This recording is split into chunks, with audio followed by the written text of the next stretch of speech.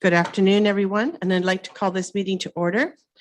Municipality of Thames Center regular council meeting, Monday, May 16th, 2022 at 1 p.m. And before I call this meeting to order, I would like to provide some opening remarks. As many residents of Thames Center know, the official plan is reviewed every 5 years. This is required by the province under the Ontario Planning Act. Our neighboring municipalities are also working through this exercise as well, including the County of Middlesex, which is near the end of its own official plan review. It goes without saying that our world has changed greatly since our last official plan. More and more people are working from home, making reliable internet access a necessity, not a luxury. Rural transit pilot projects have connected communities, allowing workers to find jobs that were formerly only accessible if you owned a vehicle. There has been unprecedented growth in southwestern Ontario. Our population rates are demonstrating that a faster growth than we've had in the past 25 years. We know that the population of the County of Middlesex could reach over 96,000 by 2046, and that is the low estimate. We have a growing awareness of the disappearing agricultural lands and the effect it may have on our food supply. The challenges identified are, so far, one, that ensuring housing units are created in such a way that is affordable, attainable, and accessible for new homeowners, renters, and seniors. That new housing is respectful of our natural heritage system. That housing is constructed in urban areas so that agricultural land continues to be protected. Comments from the public are encouraged and welcome as we work through this intensive review.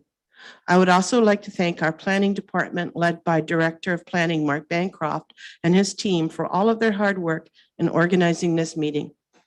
Thank you. So now I'm going to ask if there's any additions to the agenda. No additions. No additions. Thank you.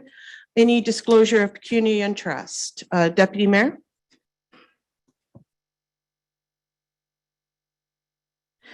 Yes, through your worship, I would like to make a declaration on item number 7.8, item title PWDR 1022 Elliott petition request for drainage works on today's council agenda, as the applicants are my aunt and uncle and the neighbors, and my neighbors with the drainage requests within close proximity to the property where I reside and property my parents own where the drainage work could potentially impact. Okay, so noted. Any other disclosures? Seeing and hearing none, we're moving on to announcements. And I think I might put Director McDonald on the spot if he's handy to talk about our local initiative.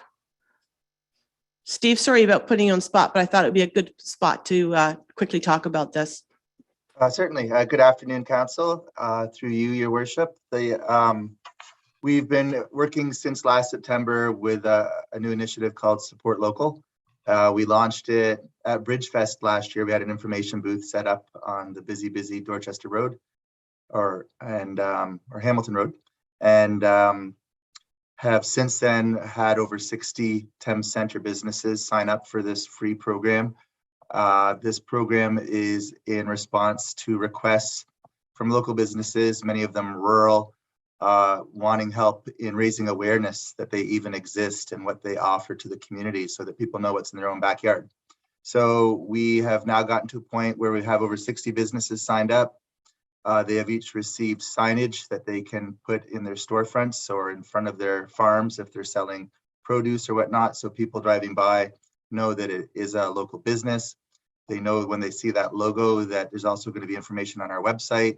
As well, we've launched printed brochures with copies of those being at the different businesses. So if people go to one of those local businesses, they can pick up a brochure that shows a map and details on all 60 plus businesses that are participating. And we expect that with this launch now of the phase 1 of the brochure, that we'll also get a lot of interest from other local businesses that weren't able to reply or were not aware of it as of yet.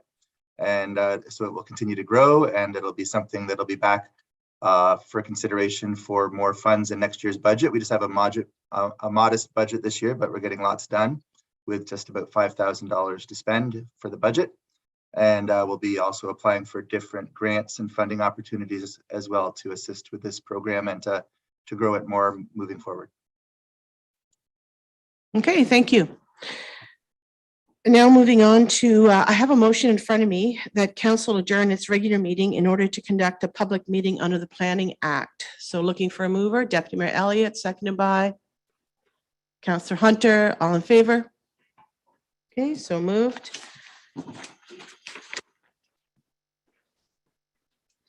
So now I'm going to ask our Director of Planning and Development to go ahead with his report. Thank you. Thank you, Your Worship. Good afternoon, Council and members of the public. I'm just going to do a share screen because I've got a PowerPoint presentation that I have prepared for this afternoon. And hopefully I've done it right. I think that you can likely see the presentation on the screen. And please correct me if I'm wrong.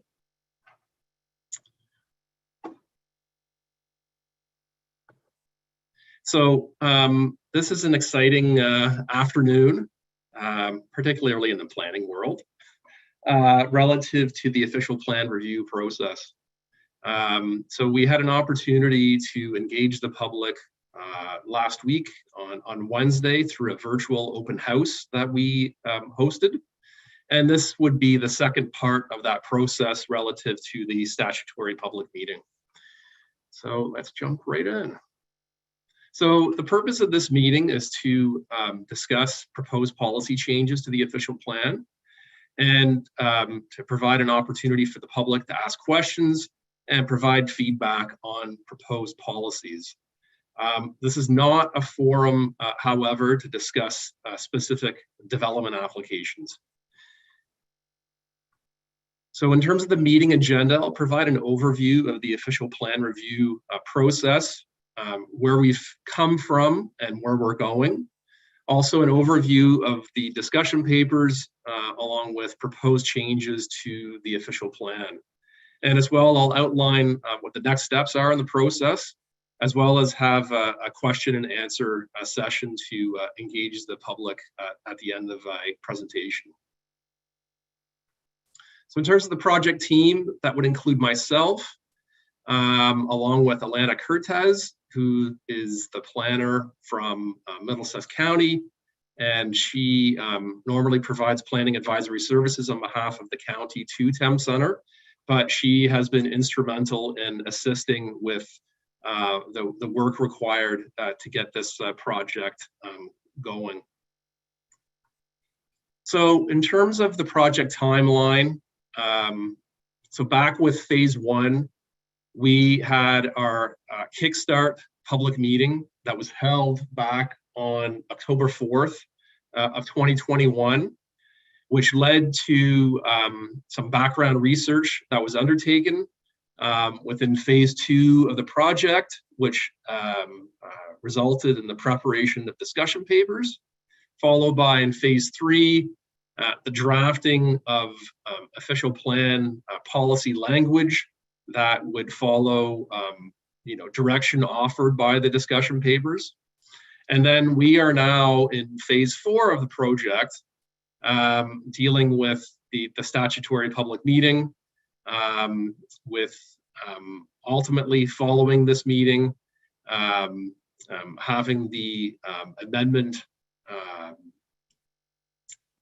reviewed and modified to take into account comments received, followed by consideration of adoption by Thames Centre Council with the amendment, and then ultimately with the county rendering the decision being the delegated approval authority. So just to assist the public, I think it's important that we get an understanding as to what an official plan is. So it's a policy document which outlines some goals and objectives, and it's a blueprint for growth and development. It is a visionary document, and it manages growth and development for the next 25 years. So it aims to protect and manage resources, including farmland and natural areas. And it also guides development and redevelopment opportunities, taking into account municipal infrastructure. So why do we plan? Well, First and foremost, we don't have a choice because it's a requirement by the province. But some of the primary reasons why we plan to promote orderly growth and the efficient use of municipal services to protect the natural environment and promote public health and safety, as well as balancing interests of individuals and the broader needs of the community. So why do we need an official plan review? Again, we don't have a choice because it's a statutory requirement by the province. Our current official plan was last updated in 2015, so certainly this is overdue. Also, the plan needs to conform to the updated 2020 provincial policy statement, along with the County of Middlesex official plan. There's also a need to review to address concerns with the existing plan, as well as new and emerging issues. So in terms of the discussion paper themes, we've got agriculture, climate change, natural environment, employment, and followed by housing. So I'm going to go through each one of these discussion papers, starting with agriculture. Give a summary as to what the findings are of the discussion papers and what that means in terms of changes proposed to official plan policy. So in terms of agriculture, the discussion paper recommendations include allowing ag-related uses and on-farm diversified uses as permitted uses subject to criteria. Ag-related uses are essentially ag-related commercial or industrial uses under the current official plan. And this is a means of ensuring that our language is consistent with that found under the provincial policy statement, which includes the need to add definitions to the official plan. So in terms of draft policy changes, what that means is we've got a new section proposed with enabling language to allow for ag-related uses and on-farm diversified uses subject to criteria, and as well as the inclusion of new definitions. Also, in terms of draft policy change, we've got a revised section dealing with ag-related uses, and the revisions are the inclusion of qualifiers that are underlined on the slide deck, the inclusion that ag-related uses, they need to be compatible with and do not hinder surrounding agricultural operations, as well as providing direct products and or services to farm operations as a primary activity. Also with draft policy changes, a new section dealing with on-farm diversified uses, which would be allowed in the agricultural designation, provided that, and we've got 5 bullets listed in terms of the evaluation criteria. They have to be located on a farm. They need to be secondary to the main farm use. They need to be limited in area, compatible with and not hinder surrounding agricultural operations, and they have to be capable of private servicing. So what's important to point out here with not only on-farm diversified uses, but also ag-related uses, we're simply echoing the policy direction that is coming from the provincial level. Next, we have climate change. So discussion paper recommendations include encouraging compact urban form and settlement areas and its benefits in the reduction of greenhouse gas emissions. So that has lent itself to your worship to draft policy changes with a revised goal associated with the purpose of the official plan, which is to provide a policy framework which encourages sustainable growth and the prosperity in the municipality through compact built form. And then also a new section dealing with the goals of settlement areas to promote energy conservation through compact built form, thereby reducing car dependency and greenhouse gas emissions. Also, in terms of discussion paper recommendations for climate change, the need to update our active transportation policies to include benefits in relation to climate change and reducing greenhouse gas emissions. So we've got a revised section dealing with energy conservation, and that revised language states the municipality encourages development which minimizes energy consumption, including the reduction of greenhouse gas emissions when evaluating planning applications through compact urban forms of development, encouraging mixed use developments where appropriate, and to minimize car dependency and promote transit and active transportation opportunities. Also, with climate change, in terms of discussion paper findings, add policies to encourage sustainable building design, such as LEED certification and net zero buildings. Also include policies regarding low impact development and green infrastructure, including some stormwater management strategies, and also updating our policies to encourage renewable forms of energy, including solar, geothermal, wind, etc. So that has lent ourselves to that draft policy change, a revised section, including that the municipality supports the development of new sustainable buildings, as well as retrofitting and redevelopment opportunities of existing buildings.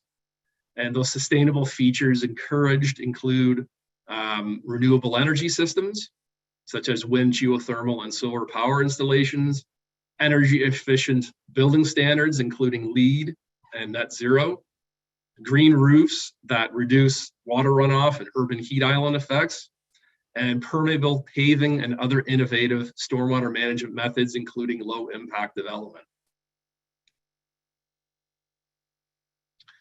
In terms of natural heritage, our discussion paper findings included to adopt a natural heritage systems-based approach to protect natural features and areas, including corridors, to be consistent with a provincial policy and the county plan, and also updating our mapping from the Middlesex Natural Heritage System Study to reflect the natural heritage system and its features. And also the need to update mapping with respect to hazardous lands, including flood-prone areas. And finally, to revise environmental impact study policies. So in terms of draft policy change, what is being proposed would be policies to protect and maintain the natural heritage system, updates and mapping in terms of the natural heritage system approach, and along with updating our mapping to reflect updated hazardous lands information. We've also included draft policies to simplify the need for an EIS or an environmental impact study if within 120 meters of the natural system. And this is consistent with county planning direction. Existing policies are confusing with varying setbacks depending on the type of feature. And therefore, we feel that with this new approach, that it provides a lot more clarity. And then finally, a new policy added to eliminate the need for an EIS if the Conservation Authority has waived the requirement. Currently, we don't have language in the official plan and dealing with that circumstance, and we feel as though that clarification is warranted. In terms of employment, Your Worship, discussion paper findings indicate that over the next 25 years, that the municipality will require approximately 127 hectares of land to satisfy projected employment growth, which is equivalent to about 5 hectares per year. With a supply of vacant designated employment land totaling 237 hectares, this exceeds the demand for employment, which has generated a surplus of 109 hectares. So as a result, we have sufficient land to satisfy our future growth needs for employment purposes for the next 25 years. So in terms of draft policies change, no change warranted to increase the supply of employment land. Also, in terms of discussion paper findings for employment, the need to include policy direction to identify and protect lands for potential future employment purposes beyond the 25-year planning horizon, which would be consistent with policy direction at the provincial level. And candidate lands should be considered using the 401 corridor land use strategy study for direction. And that was a study that was conducted by Monteith Brown back in about 2005. It's important, Your Worship, because it is still relevant today, because it provides a detailed analysis of lands that are appropriate based on a number of criteria from an employment standpoint. And then also in terms of discussion paper findings, to add policies regarding the conversion of employment lands to another land use, which would ensure consistency with provincial policy statement. So in terms of draft policy change, what this all means is a new section to consider identifying and protecting future employment areas beyond the 2046 planning horizon. And those candidate lands should be identified on our land use schedule. And then also that new sections be added dealing with the conversion of employment lands, which may be allowed through a comprehensive review, only where it's demonstrated that the land is not required for employment purposes over the long term, and that there's a need for the conversion. Also, in terms of employment discussion paper findings, our current policies are lacking for the undertaking of secondary plans. Secondary plans is a planning tool that can be used to establish unique or more detailed land use policies through the development of a coordinated process, which provides detailed policy direction for a particular area. So for employment lands, it would provide direction for a regional stormwater management facilities, as well as a road network, for example.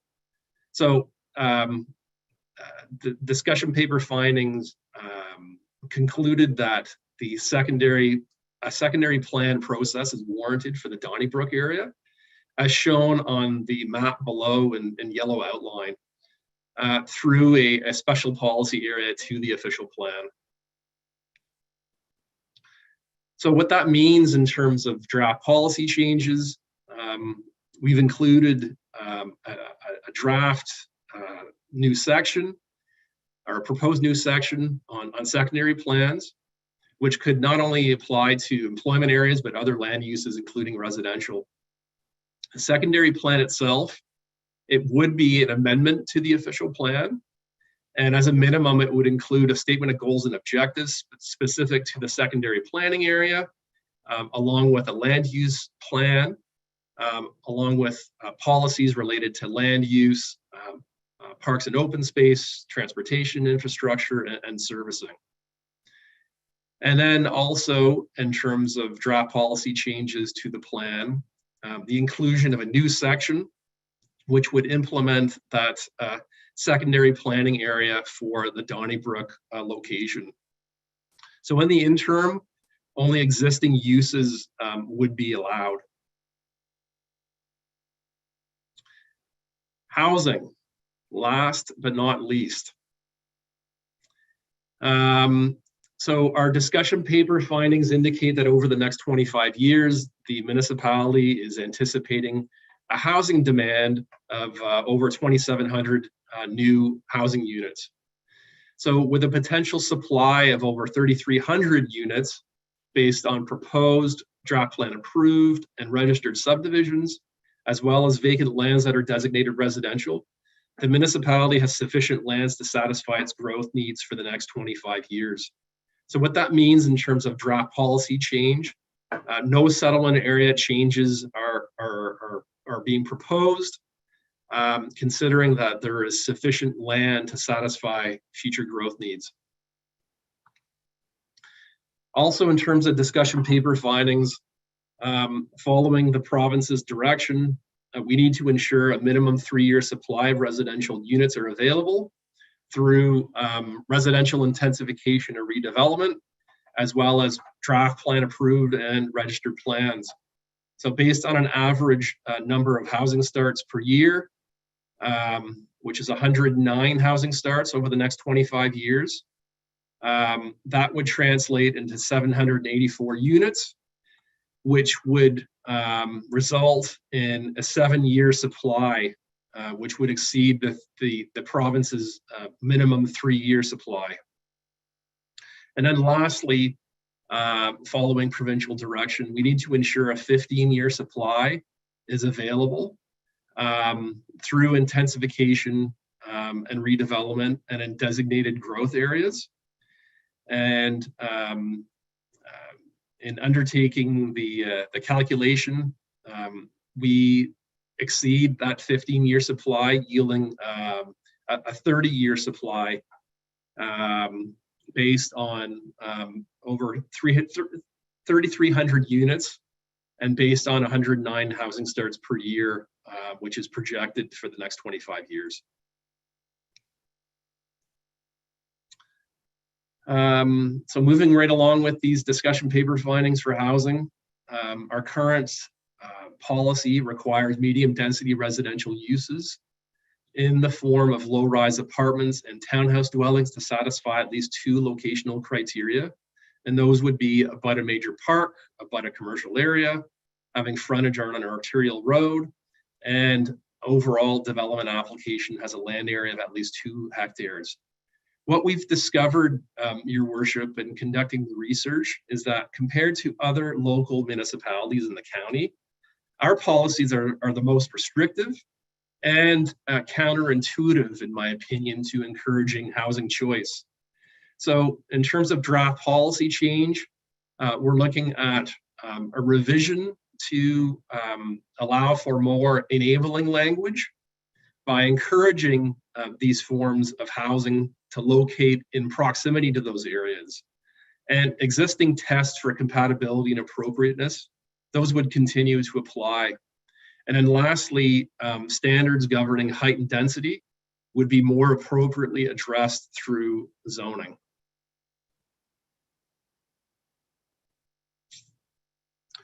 Also, in regards to discussion paper findings, our future housing supply based on registered and draft plan approved developments, as well as through proposed submissions, are yielding a mix of housing.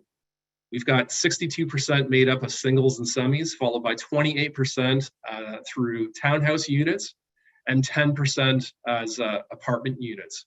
So this represents a significant shift to our existing housing inventory. Unfortunately, we don't have recent census data for 2021. It has yet to be released in this regard, so we got to rely on the 2016 data. But what that shows is we have predominantly singles and semis made up of 92%, 1% through townhouse units, and 3.5% as apartment units. So what this all means is, although the market has responded to the need for a mix of housing types, and although we're moving in the right direction, in my opinion, I think that there's still more that can be done in terms of encouraging housing choice.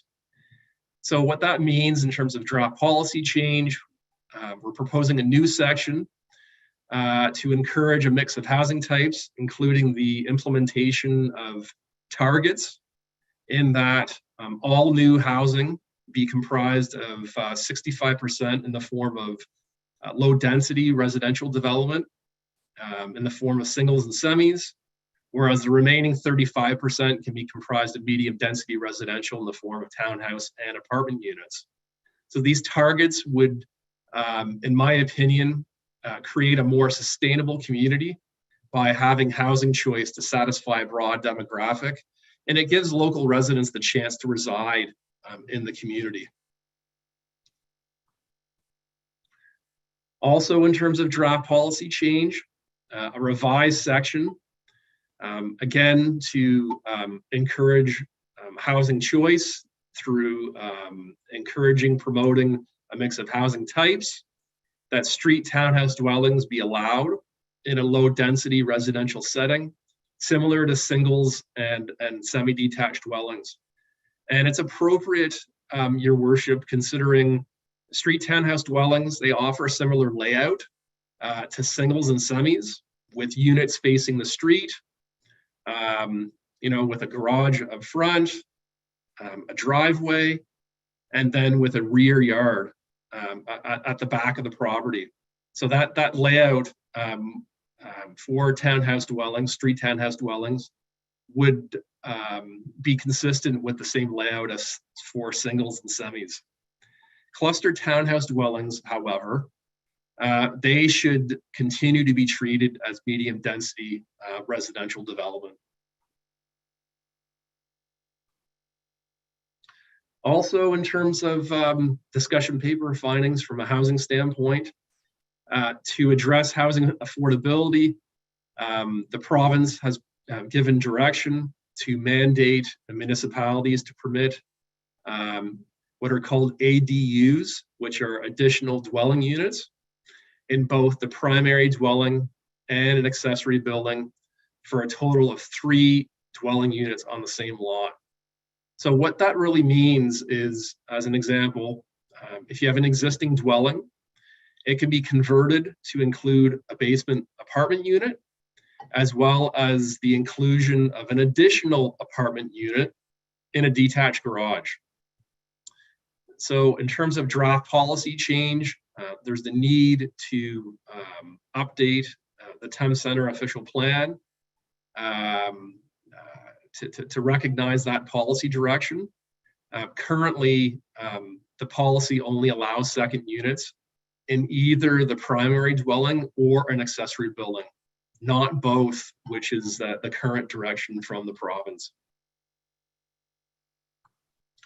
Also, in terms of promoting housing affordability, by allowing a garden suite or a granny flat, which is typically a self-contained portable unit in the form of a mobile home, to provide a temporary accommodation.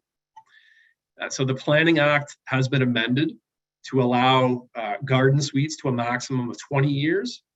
And in terms of draft policy change, our policy is outdated since it only reflects 10 years. So it should be changes to reflect the 20-year maximum that is currently offered by the legislation.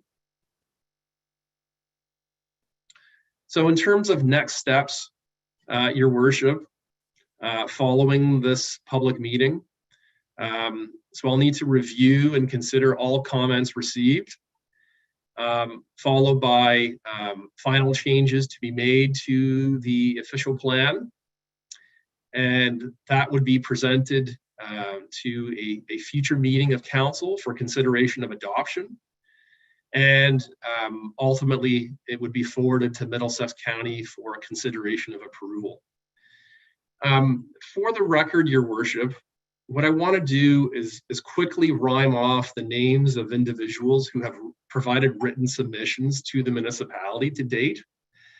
I think it's important that we provide that acknowledgement, because when I bring forth a report for council's consideration, including recommended changes to the official plan, it would also provide for a detailed listing of all comments received, including a summary of those comments, as well as what the recommended follow-up is in dealing with each one of those comments.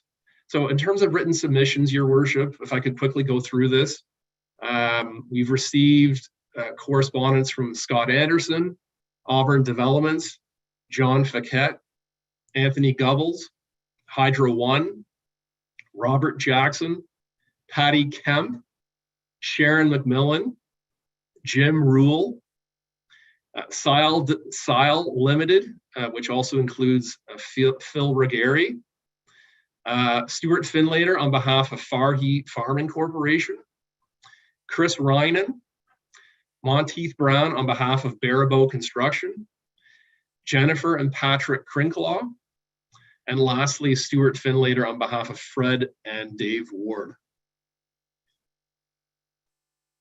So, Your Worship, this concludes my presentation. And for additional comments that the public may wish to submit, our contact information for our project team is noted on our last slide, as well as a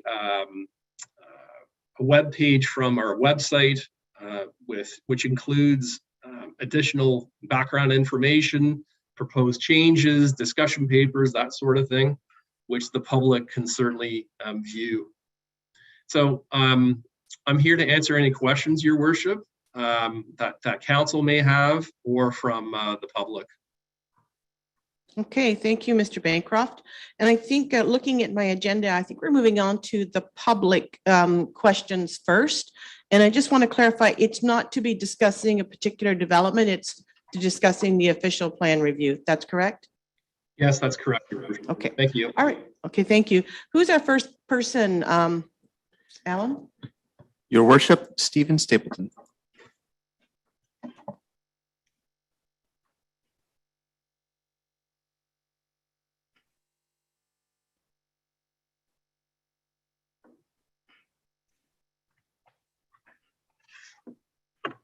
There's Mr. Stapleton. Yeah, sorry for the delay. I just had to click a few times there. It's all right. We're so used to this Zoom world. We'll just wait forever anymore because we just don't know.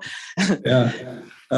Thank you, Madam Mayor, for the opportunity to speak to you and council regarding the official plan review. I'll be speaking to two properties. One is my own property, 23311 Missouri Road, and also the Hunter lands, which are located north of the tracks in Dorchester to Marion on either side of Richmond Street. So those two properties, primarily they're related to the same changes in land use from the original official plan. We believe that changes in land use from residential to hazard requires more of a justification report.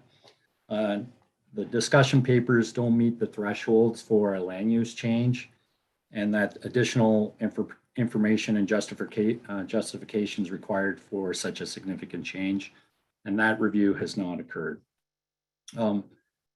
The identification of regulated areas, it looks like most of the hazard lands correspond to the limits of the Upper Thames regulated areas. And changing the regulated areas to a hazard land use designation, we believe is inappropriate because not all lands within the regulated area are hazard, and not all lands delineated are hazard as well. So this designation, quite frankly, is overstated and inappropriate. The Upper Thames, like I mentioned, sometimes or has overstated the limits of the floodplain in the modeling, and we just reviewed that regarding our own proposal on our property, but it applies to other people that may not have gone through this process, so I raise it. The limits of the modeling and the regional floodplain are overstated, and I'll be submitting some additional information on that. I don't need to go into it in this public meeting. The policies and the designations need to match. So the policies of a hazard preclude development. And on our particular street on Missouri Road, it has the whole area that's all residential right now as hazard land. So any development additions, modifications to the property wouldn't be allowed given the policy context associated with the hazard lands.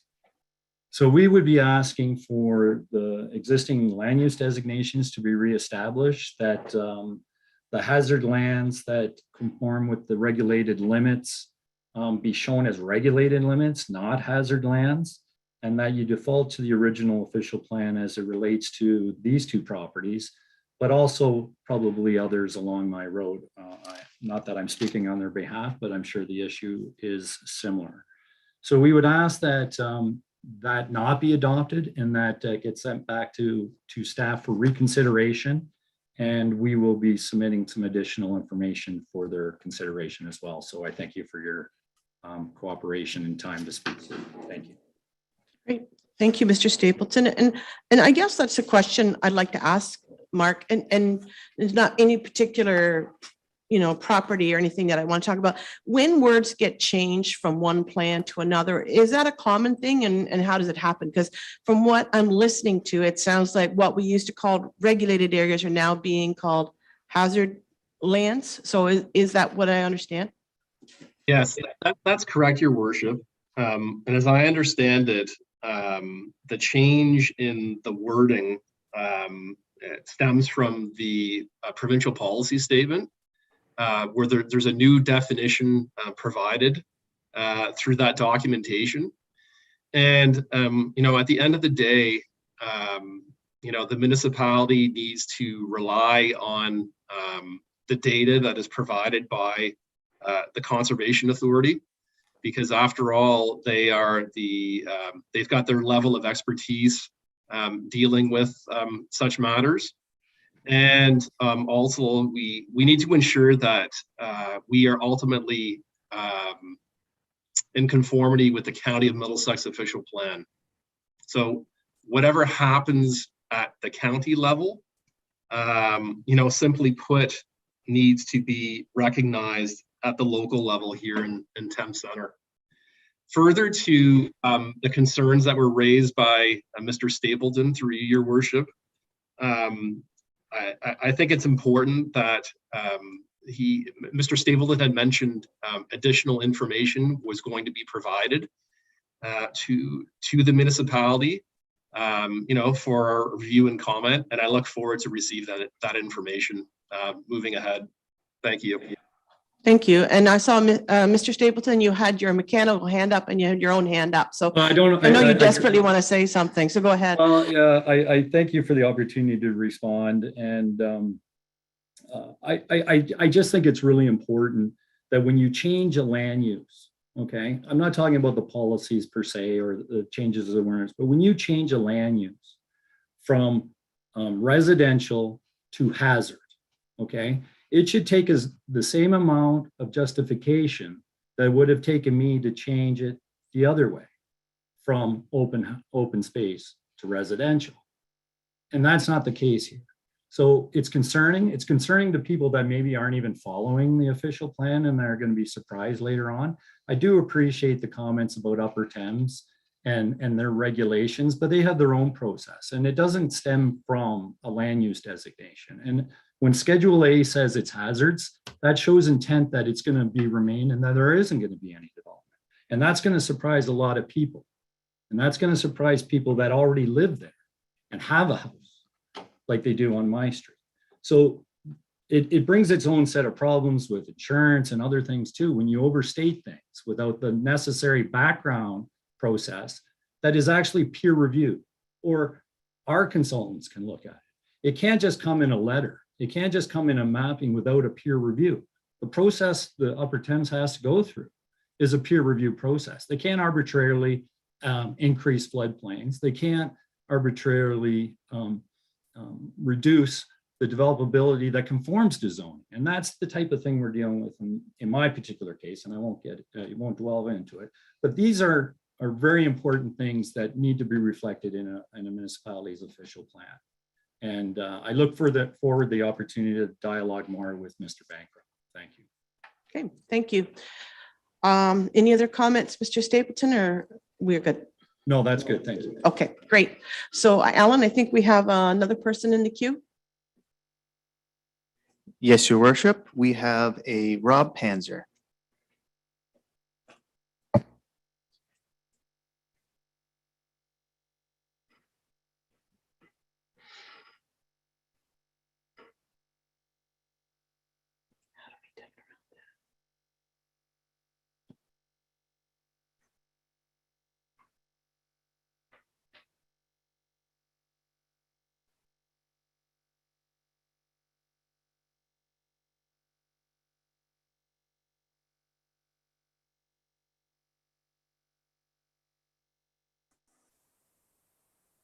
Hello, can you hear me?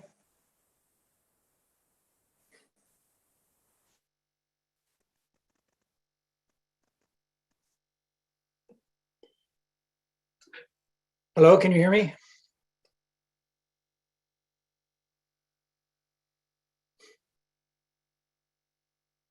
Rob, I can hear you. Oh, okay. Your worship, your Okay, worship. Yeah, I can hear Rob, so everything's good here. Can you hear me, Rob? yes, I can. Perfect. So whenever you are ready, you can start. I know that we said at the beginning of this that we're not talking about individual planning applications. So we're talking more about the official plan review, but if you can make it as general as possible, then we can go ahead. Well, I can, but I will be speaking about a particular property. It's not related to a development application. It's related to the land use designation that the draft official plan seeks to apply to the property. So I do think it's the appropriate time to raise the issue. And like I say, it's not related to a specific development application. Perfect. So my name is Rob Panzer. I'm a retired municipal planner, part-time planning consultant, and a former resident of Dorchester. I am appearing before you as an agent for Rob Jackson. Rob's currently out of the province and not able to participate in the meeting. Mr. Jackson is also a longtime resident of Thames Centre and is the owner of a 15-hectare parcel of land at the northeast corner of Westchester Bourne and Highway 401. And I think if you recall the map that Mark put on the screen showing the rural industrial special policy area 2, you would have noted that there was a rectangular chunk of land that's left out of that designation. And that is sort of the issue that we're speaking to. That parcel of land, that 15-hectare parcel, is a remnant part of the Jackson family farm, which was severed for the construction of Highway 401 many decades ago. For the past several years, Mr. Jackson has been engaged in a dialogue with town planning staff and county planning staff about the land use designation of his property. In the course of the last official plan update in 2015, there was a last-minute change to the proposed official plan to down designate that Jackson property from a highway commercial designation to agriculture. Mr. Jackson's elderly mother, who owned the property at the time, did not receive any specific notice of this change and wouldn't have known, short of maybe a notice in the newspaper, that this change was being made. And so it came as a great surprise to Rob, particularly after he assumed ownership of the property, that this change had been made.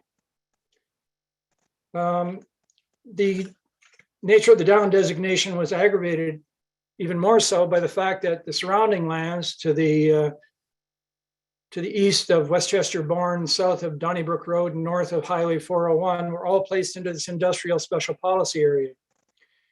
And so the Jackson farm, or what was left of the Jackson farm, became the hole in the donut, surrounded by potential future industrial development, and leaving a situation where that 15-hectare parcel would have very limited agricultural viability if all the surrounding lands develop for industrial purposes.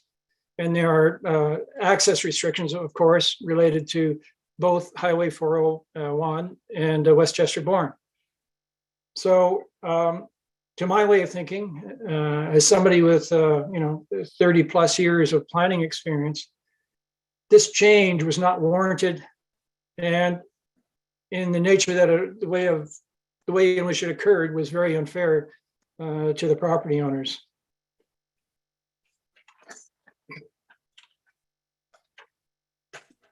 Okay, so that concludes your statement, Well, Mr. Panzer? No, I just a few other comments. What we're seeking is the inclusion of the Jackson property into the special policy area. That makes sense from both a land use planning point of view, and it makes sense in terms of correcting what was unfair treatment in the course of the last official plan update. Now, we've met with Mark and other town staff, and it was, we thought, a very productive meeting, and we're looking forward to the response so we get to our submissions. And I'd ask you to consider the written submissions that Rob Jackson has submitted to the municipality. We're hoping that, when you've had a thorough look at this and hopefully the staff will be attuned to the fact that this is a wrong that needs to be righted. And when I got involved with this several years ago, back in 2018, when Rob Jackson first asked me to look at this situation, based on the information that was available to me, my advice to him was that there had been unfair treatment here, and that from a land use planning perspective, that it didn't make sense to leave this parcel out of a proposed industrial development area. It has a prominent location at the interchange of Westchester Bourne and the 401. It has a visual presence that perhaps other portions of that area don't have. And it makes sense that it would be integrated with the development of the rest of that special policy area.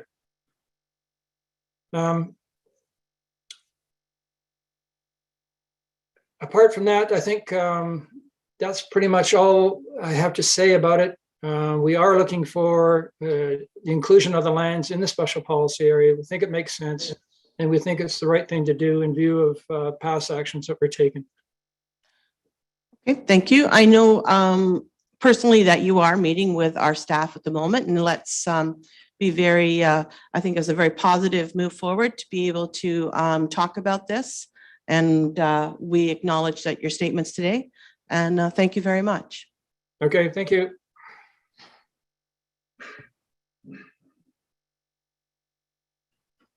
Okay, Alan, next person.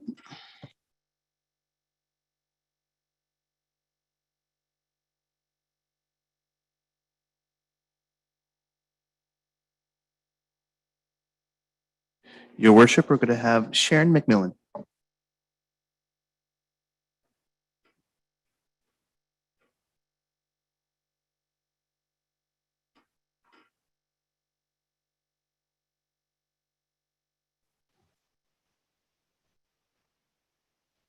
I have nothing further to say at this moment. Thanks very much. Well, it was nice seeing you for the short time that we saw you there. I know that you did attend the other meeting the other night and had a chance to bring some things forward, and we appreciate that you were able to be here today. So thanks, Sharon. Thank you.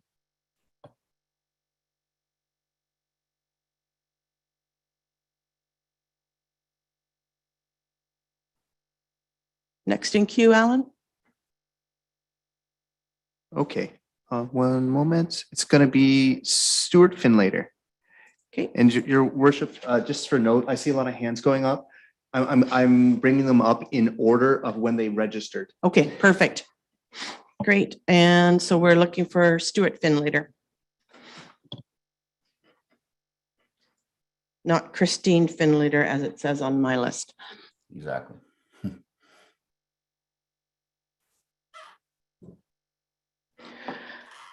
All right, here you are, Stuart. Yeah, thank you, Your Worship. Yeah, I don't know how it gets Christine's name on there anyway. It's my wife. But anyway, thank you, Your Worship and Council, for giving me the opportunity to speak today. Thank Mark for his presentation. I too was at the meeting last week, the open house, and I did speak on a number of issues, so I won't necessarily go over those again. But as Mark indicated, I have made written submissions on behalf of Fari Corporation and Fred and Dave Ward, and I'm also involved in the SILE Limited application, which Phil Gary is representing at this meeting today, I believe, later on. So, so the comments that I would just like to make, knowing that I made previous comments at the other open houses, as far as the agricultural policies, I'm just wondering, I talked to Mr. Bancroft about this last Friday, so it's a fairly recent issue that I've been involved with a landowner in Thames Centre, and that is about having a look at the policy currently in place related to additional units on the property for migrant farm workers. As it stands now, it allows like one additional unit to accommodate farm help. And the individual that I'm working with at this point has numerous migrant workers. And this is a year-round operation, so this isn't seasonal. Currently rents a house in London, pays to have them transported back and forth from London each day. And, we're looking at requesting or asking council to consider allowing more than one additional unit on a farm for migrant workers based on the size, the scope, and the sort of nature of the agricultural operation. It doesn't seem to make a lot of sense to do what they're having to do to house them in the city and ship them out and home every day. On a larger farm, there's certainly opportunities for construction of a number of these units. I know there's some in Thames Centre now that house a whole bunch of people in one building. And my client's concern with that is that if one person gets sick, I'm not talking about COVID, but even a flu or colds, it goes through the whole house if they're all in the same tight quarters. And so his goal is to seek an amendment to the county policies and the township policies to allow, however many of these smaller standalone units would be permitted. So they could have maybe two people in each unit, as opposed to having 20 or so people in one house. So I would just ask that be looked at to see if there's any possibility of including a policy such as that in the agricultural designation. The other comment I've got in relation to housing is I didn't see anything proposed related to tiny homes or modular homes or prefabricated homes, which would certainly allow for more attainable type housing. The province is obviously encouraging that, and I just wonder if there's any way you could have a policy that would look at allowing those in certain circumstances, which it doesn't appear is in place at this point in time. And the other question I've got is, it doesn't sound like there's been that many written submissions into the municipality, related to the update. And I just wonder, is council getting a copy of all of those written submissions? And when are people who made those submissions going to be able to present those to council? You stated at the start of the open house meeting that it wasn't about specific proposals. Stated at the start of today's meeting, we're not talking about specific proposals. And these are not proposals with applications, as Mr. Bancroft indicated. These are just requests that, people have for council to consider. And it would be, to me, it's the appropriate time as those presentations be made directly to council, not just written submissions through to Mr. Bancroft. But I'll leave that with you, how you think that's best handled. But I think it would be appropriate to allow presentations from people to council on specific proposals if that's what they want to do. And I guess the only other comment I made this the other day is there any possibility of looking at, and I'm going to forward some information on this to Mr. Bancroft, on like a lifestyle community type designation. So as community ages, we have these over 55 community type developments, and they seem to be becoming more and more popular. They're attainable and affordable, and they're not a mobile home park necessarily. So I have seen other municipalities which have got a designation basically called lifestyle community designation, and I think that's something that council may want to consider as part of this review. And one other comment that I'll make, and again, I am working with several clients on specific proposals, but this is my general comment, is that at this point of your review of the official plan, I think it's appropriate to look at, for council to have a look at, not just the amount of land you have available for residential development within designated settlement areas, but where that land is located. Is it serviced? Can it be serviced? Is it the most appropriate location for Thames Centre? Mr. Bancroft's put out numbers there of how many units are available based on 13 hectares, 13 units per hectare. And it's a large number. So I don't disagree that there's not necessarily a demand to expand the boundaries, but if those numbers are accurate. But my point is, and I made this at the open house, is, the lands on the north side of the river in Dorchester, for example, are not serviced. Those numbers are included in the calculations of available lots. there's lands that are, maybe not the best suited location for growth in the near future. So council certainly has the ability, as you know, to, reallocate some lands that maybe 5 or 10 years out and reallocate that land to other properties that are better suited at this time for development to take place. And so I would just ask that council think about that. It's not an easy decision, obviously, but I certainly think this is the appropriate time to do it. We had a discussion again with Mr. Bancroft and Mr. Vanderwerf from the county and Mike Henry a week or so ago. And I think the general agreement with Dirk Vanderwerf and myself was that this is an appropriate time to have a look at that, not necessarily have specific site official plan amendments made by individual landowners. If you're doing this process now, it would seem appropriate to have a look at that. So that's my final comment. And I just again want to thank Mark for the work he's put in and the presentation he made today, and thank council for giving me the opportunity to speak today. Thank you. Thank you, Mr. Finlater. And it's funny, I've been on a few discussions now about migrant farm workers housing.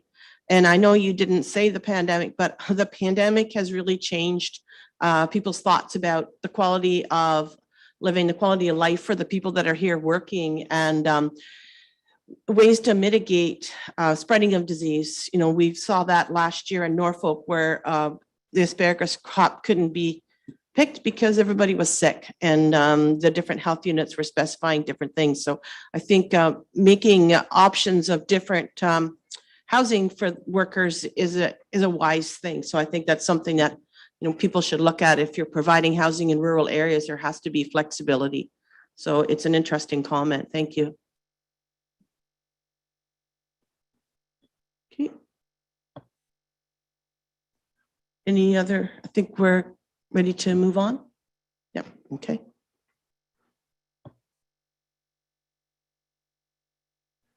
Your worship, we have Patty Kemp.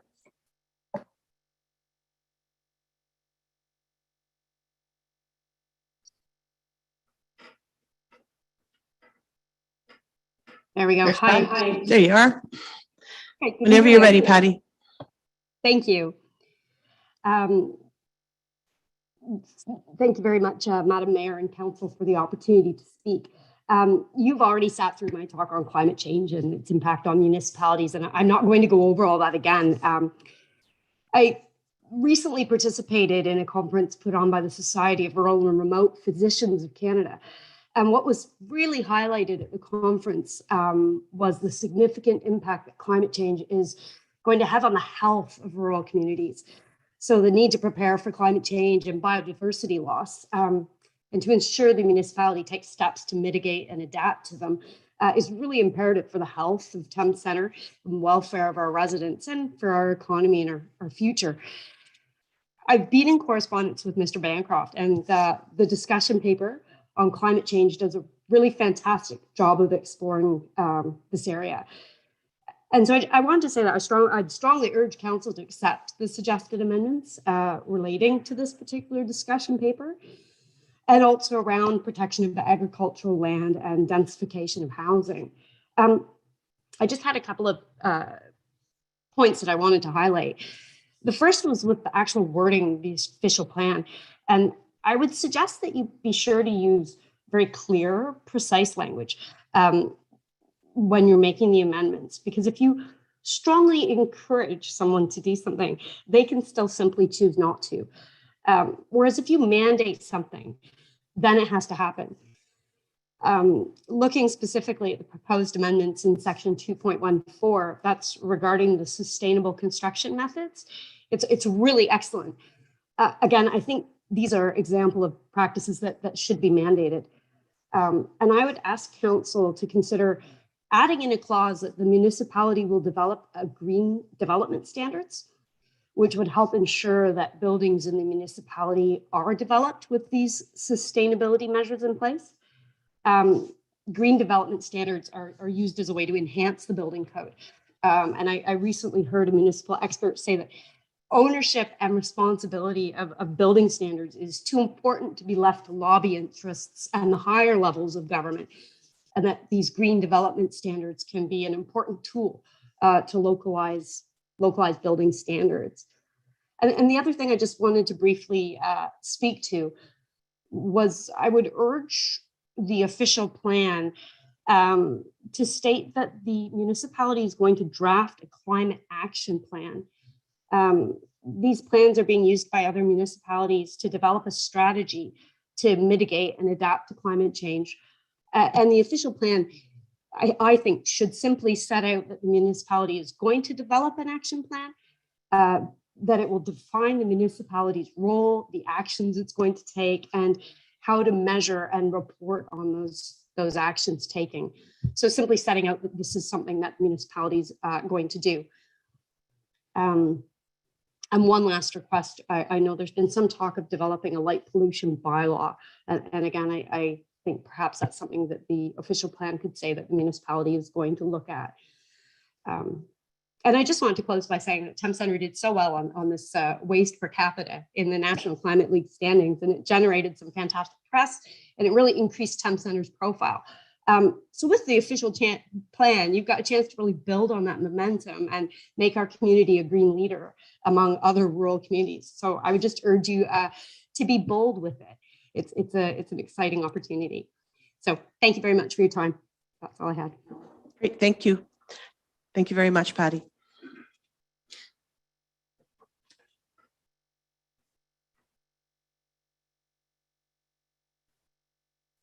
And we have next, Alan.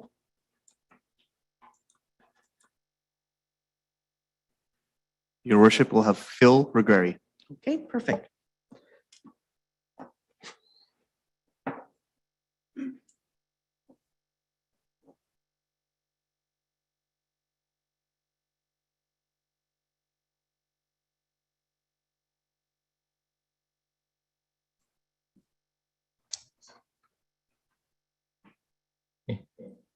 Honey? Yeah, can hear you, Phil. Oh, can you hear me? Can you Yep. see me? I can't see you. I can hear you. Oh, there you go. There you are. There I am.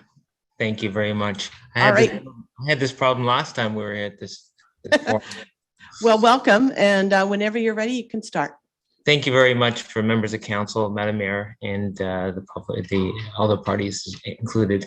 First of all, I'd like to thank Mark for his presentation on the proposed general policy changes to the official plan. My question to council is, when will I and others with specific requests related to our properties be able to get the opportunity to present them to council as part of the public process? The open house last week stated as the start of this was not the place to deal with specific proposals. At the start of the meeting today, we were told the same thing. When will we get this opportunity? Council needs to hear our proposals, not just Mr. Bancroft. So I guess my question is, when will we be able to provide our presentation to council so that council can review anyone, including myself or my clients, any specific proposals to council to be heard? Okay. I'm not sure, Mr. Bancroft, if you want to provide any answer to that right now, or that might be something that we need to discuss how we handle these requests and the additional letters and proposals we've seen. Your worship, I can certainly provide a response to Mr. Ruggery. So through the open house, as well as this public meeting, this is the session to engage the public. So when it was mentioned at the beginning that we're not here to discuss specific development applications, we're talking about existing applications that have been submitted to the municipality. So I certainly understand your position, Mr. Ruggery, in terms of inclusion of those lands north of the Trails at Wide Creek subdivision in Thorndale. And also in terms of ensuring that council is kept up to speed, it is typically my practice when submissions are made that the information be shared with members of council when they are received.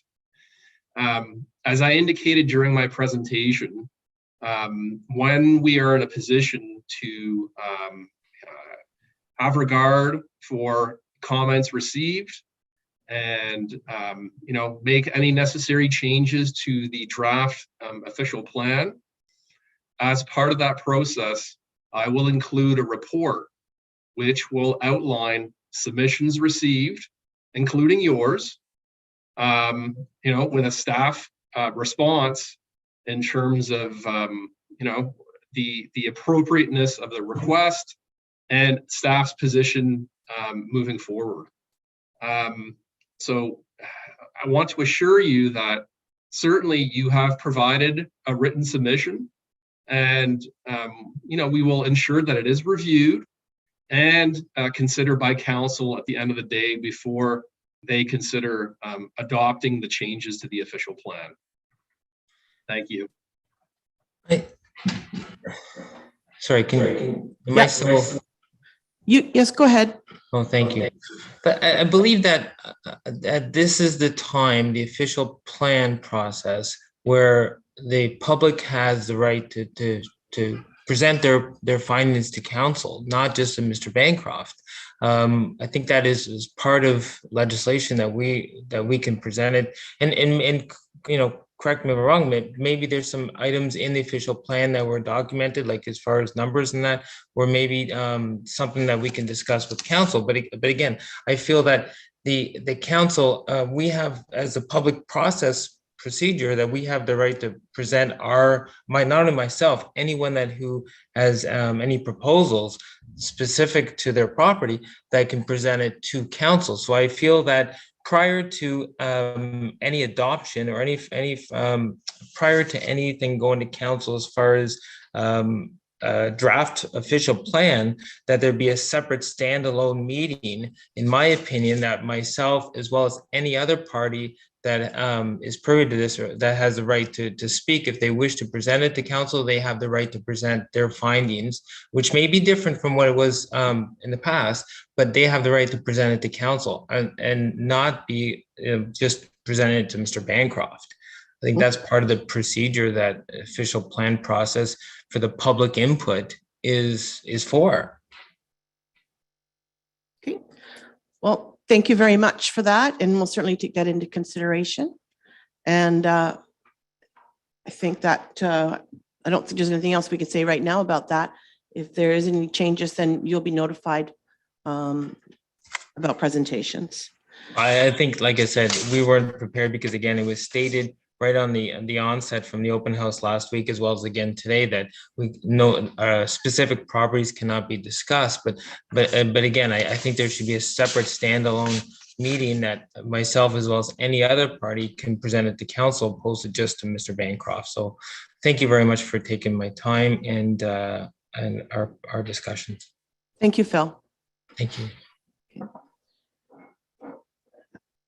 And then we have one more. Yes, Your Worship, we have John Fiquette.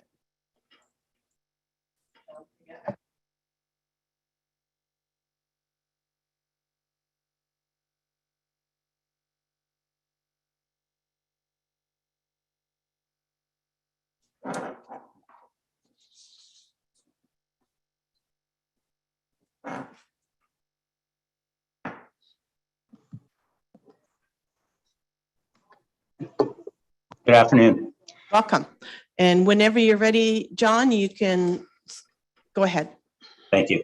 Thank you. I want to start by thanking the council and Mark for allowing us to participate in this meeting this afternoon. Mark's information has been very helpful, both in the official plan and other documents. My one question, and this is more of a question than any type of commentary. My parents' farm is just on Westchester Bourne on the west side of the Donnybrook lands.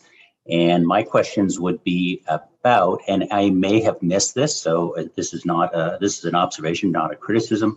In many of the documents that I've reviewed, is there a clear or under consideration a plan as to stormwater management for the future for the Donnybrook lands or property on Westchester Bourne, and that thinking in terms of future development along Westchester Bourne, similar to Mr. Jackson or in my case, my parents and that, so that we have some planning consideration going forward. Mr. Bancroft, can you provide an answer to that?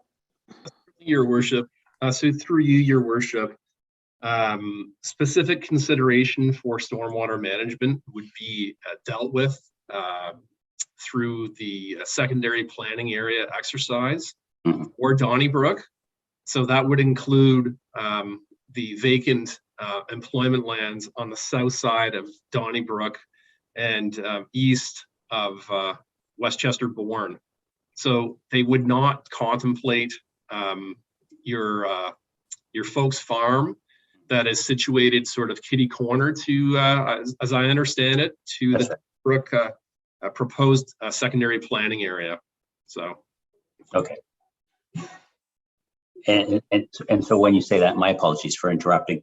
And I do say, I have not been in contact with the officer, Mr. Bancroft, for a long, long time. So my apologies for bringing this up in this meeting. When you say that, are you saying for the official plan and for the next 25 years, or for this current period? So through you, your worship, Mr. Fiquet, as indicated in the discussion paper for employment, we've noted that we've got a surplus supply of land for the next 25 years. And what that says is, although we have the surplus today, that's not to say that we may not have a surplus the next time we do an official plan review. And we're due for doing one of those every 5 years. Right. So simply put, we would go through a similar exercise to determine what conclusion that would yield. And if there's a shortage of employment lands, then we would take a look at, specifically lands, for potential inclusion to make sure that we've got enough lands for, that next planning horizon. Great. Thank you. If you have any further questions, Mr. Fiquet, I can certainly discuss this matter with you, one-on-one through a phone call. Certainly. Thank you. Thank you very much for your feedback. And I just have a question regarding that. When we count these properties, calling them surplus lands, when there's a building permit taken out on those properties, they're no longer considered they're not part of that count, right? They go into a different pool. Is that my understanding? Yes, your worship. Typically when we have a site plan application that has been granted and the permit has been issued, then yes, that would essentially eliminate that as a supply opportunity. And yes, you're correct. Thank you. Yep, thank you. Okay, is there anybody else, Alan? Your worship, that concludes the public. Okay, so now moving on to council. Council, any specific questions regarding the official plan review that we're looking at today? Councilor Deputy Mayor Elliott? Yes, through you. Just a couple comments, not necessarily a question. So the on-farm diversified uses, I just really wanted to highlight that.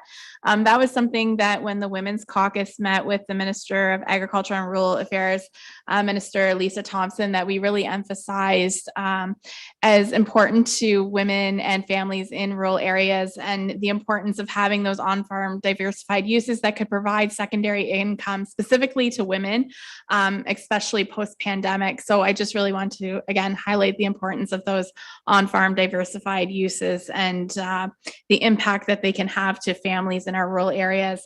I think protecting agricultural land has been highlighted over and over, so I won't go deep into that. But the ADUs as well, that's something that I've heard a lot of feedback on from residents, as allowing those additional units on their properties, whether it is for aging parents or whether it is for their children who want to stay close. And I will just say, Mr. Finleader did point out something that I hadn't really thought about before, but was that migrant workers, and if there is any consideration that we can have in terms of specifically in agricultural designations allowing some sort of allowance of additional units for farming purposes. I know when we look at the grandfathered garden suites that we have in Thames Center already, they are in rural areas and they were meant for farm hands to have housing on the farm. And so we've seen that in the past,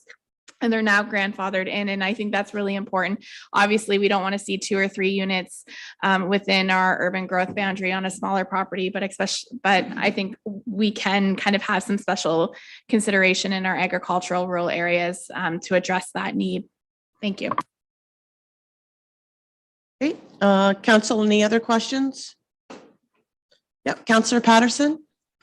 Yes, thank you, Mayor Work. In terms of the agriculture that Deputy Mayor Elliott just talked about and the added related uses, talked about adding industrial uses. So my question is, what does industrial on an agricultural land mean?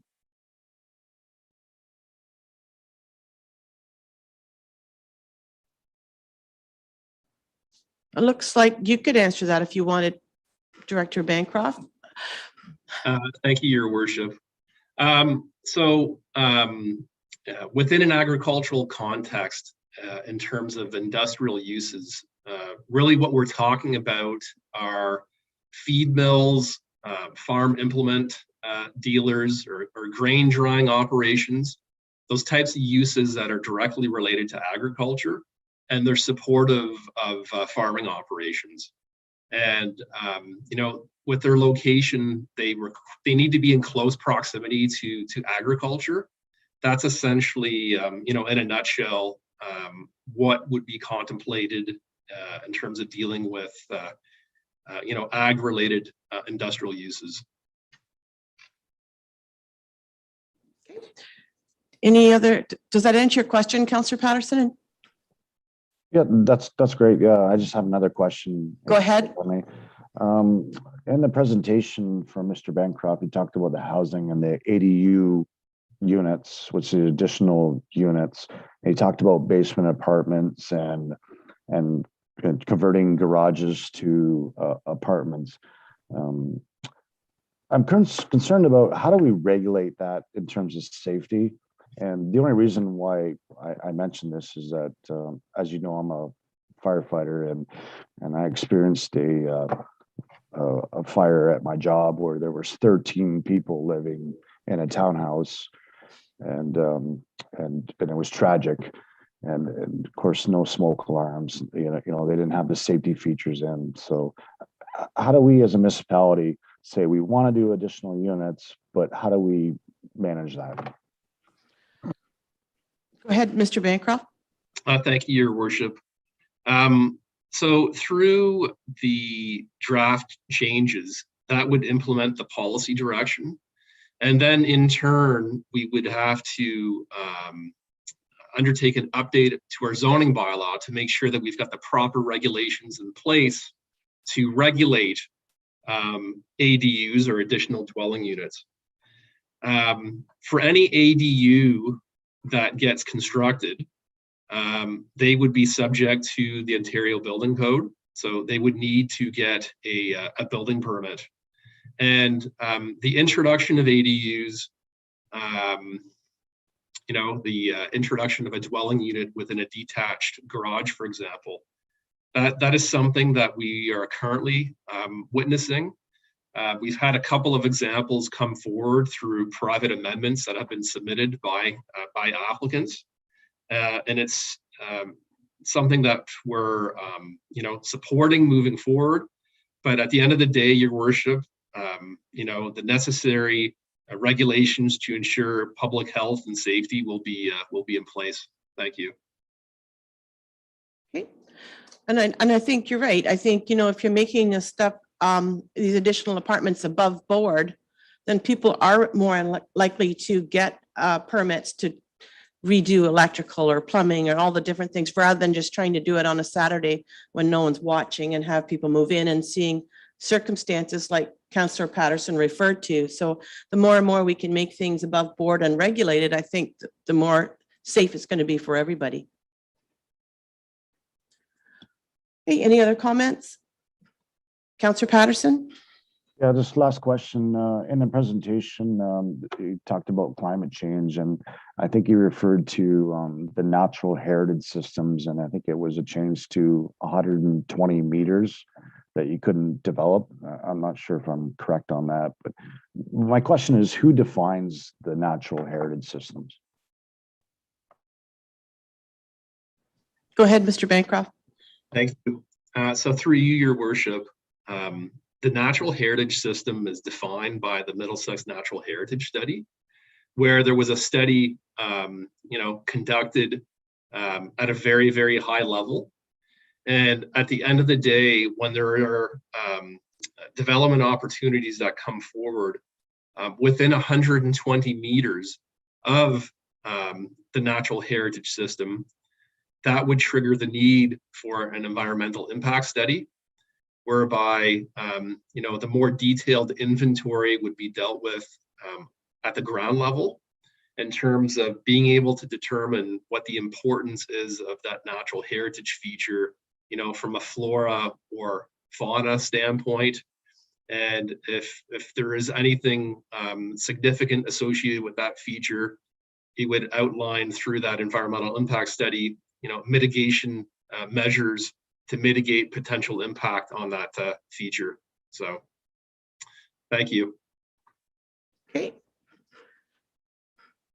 Any other questions, council? Well, seeing none, I have a recommendation in front of me that the official plan review presentation be received for information, and that the Director of Planning and Development Services provide a report for consideration of adoption of an amendment to the Thames Centre official plan to implement the official plan review, including a summary of all comments received to be considered at a future meeting of council. So mover, Deputy Mayor Elliott, seconded by Councillor Hunter. All in favor? So moved. And now I'm looking for a mover for that the public meeting adjourn and council reconvene its regular meeting in order to continue with its deliberations. Mover, Councillor Hunter, seconded by Councillor Patterson. All in favor? Okay, moving on now to the consent agenda. And remembering that items under the consent agenda are considered routine and may require discussion, but no action on the part of council. Consent items are received for information in one motion. Council members may request that one or more item be removed for further action. I have a couple that I don't necessarily need further action, but would like to discuss, and that would be 6.2, the F0622 residential property tax comparisons, and 6.7, the spongy moth monitoring and citizen science program. So, Councilor, is there anything else you want to discuss out of that? Deputy Mayor Elliott? Yes, again, just to comment, no further action, but 6.3 and 6.4. Wow, we're going through them pretty good today. All right, so let's start with, maybe we'll make a motion for the minutes to be received as presented from the April 25th, 2022. So looking for a mover to be approved. Yep. And Deputy Mayor Elliott, seconded by Councillor Hunter. All in favor? Okay, so moved. So moving on now to the one I want to talk about was 6.2 F00622. And I believe our Director of Finance may be available. Thank you. Do you want to just give us a little rundown of this report? Because I think this is a good news story. Absolutely. Thank you, Your Worship, and through you.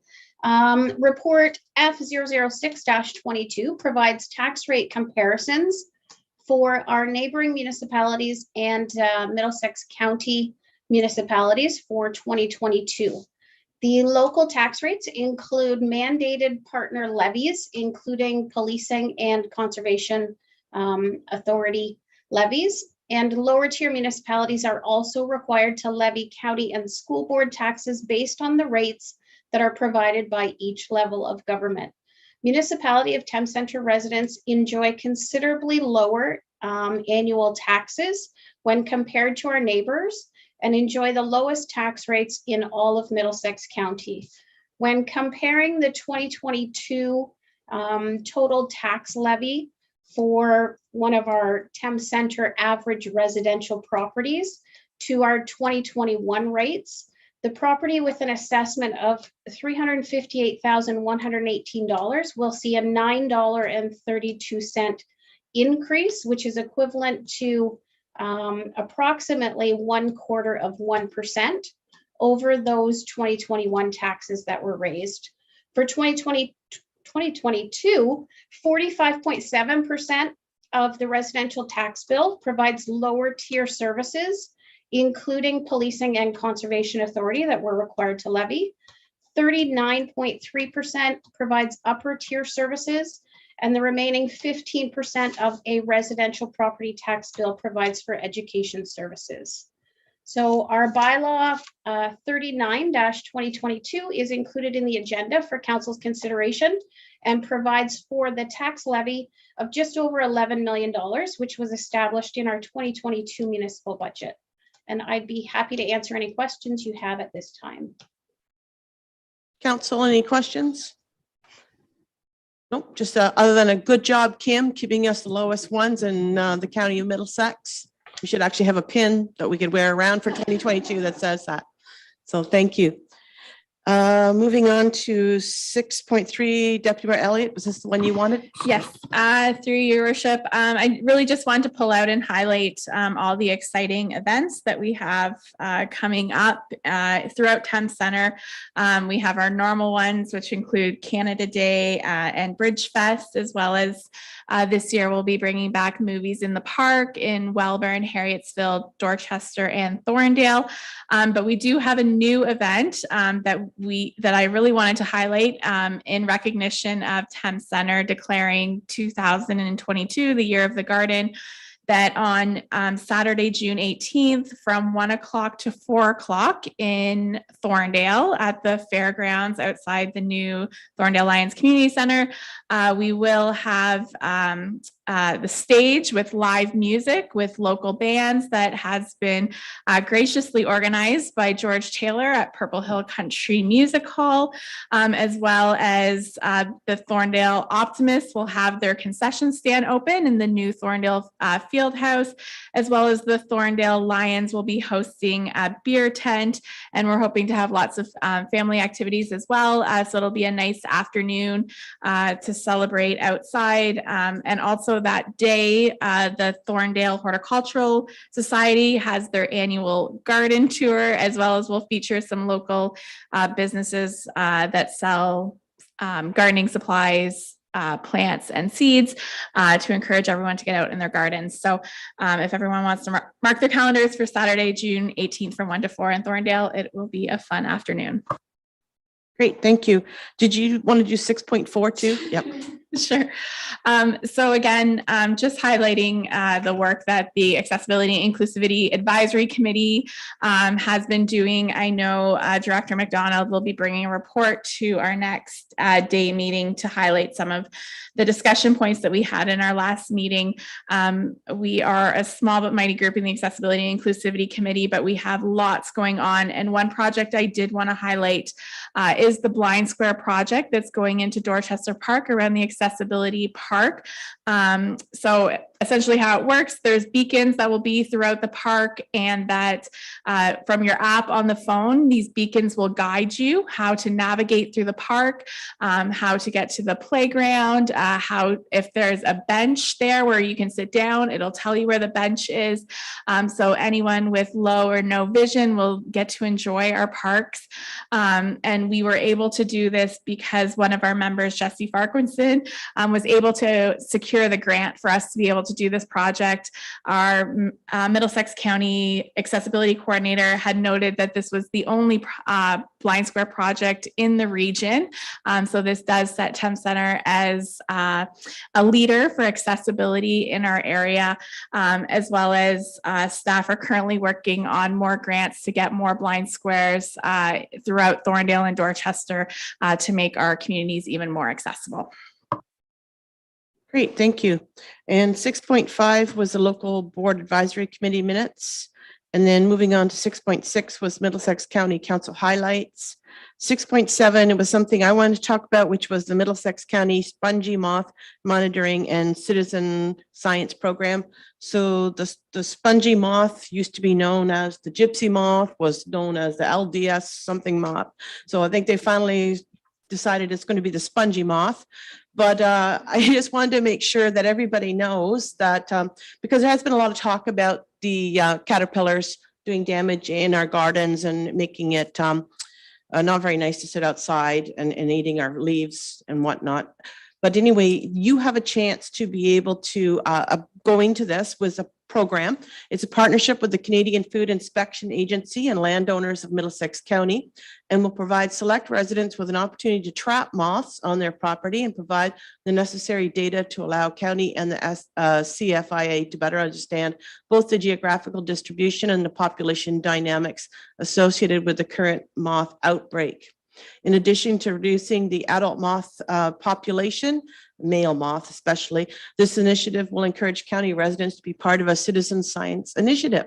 In order to facilitate the distribution of the spongy moth traps across the county and to engage and encourage the community, we are asking for the help of our local libraries and municipalities, which we will be part of.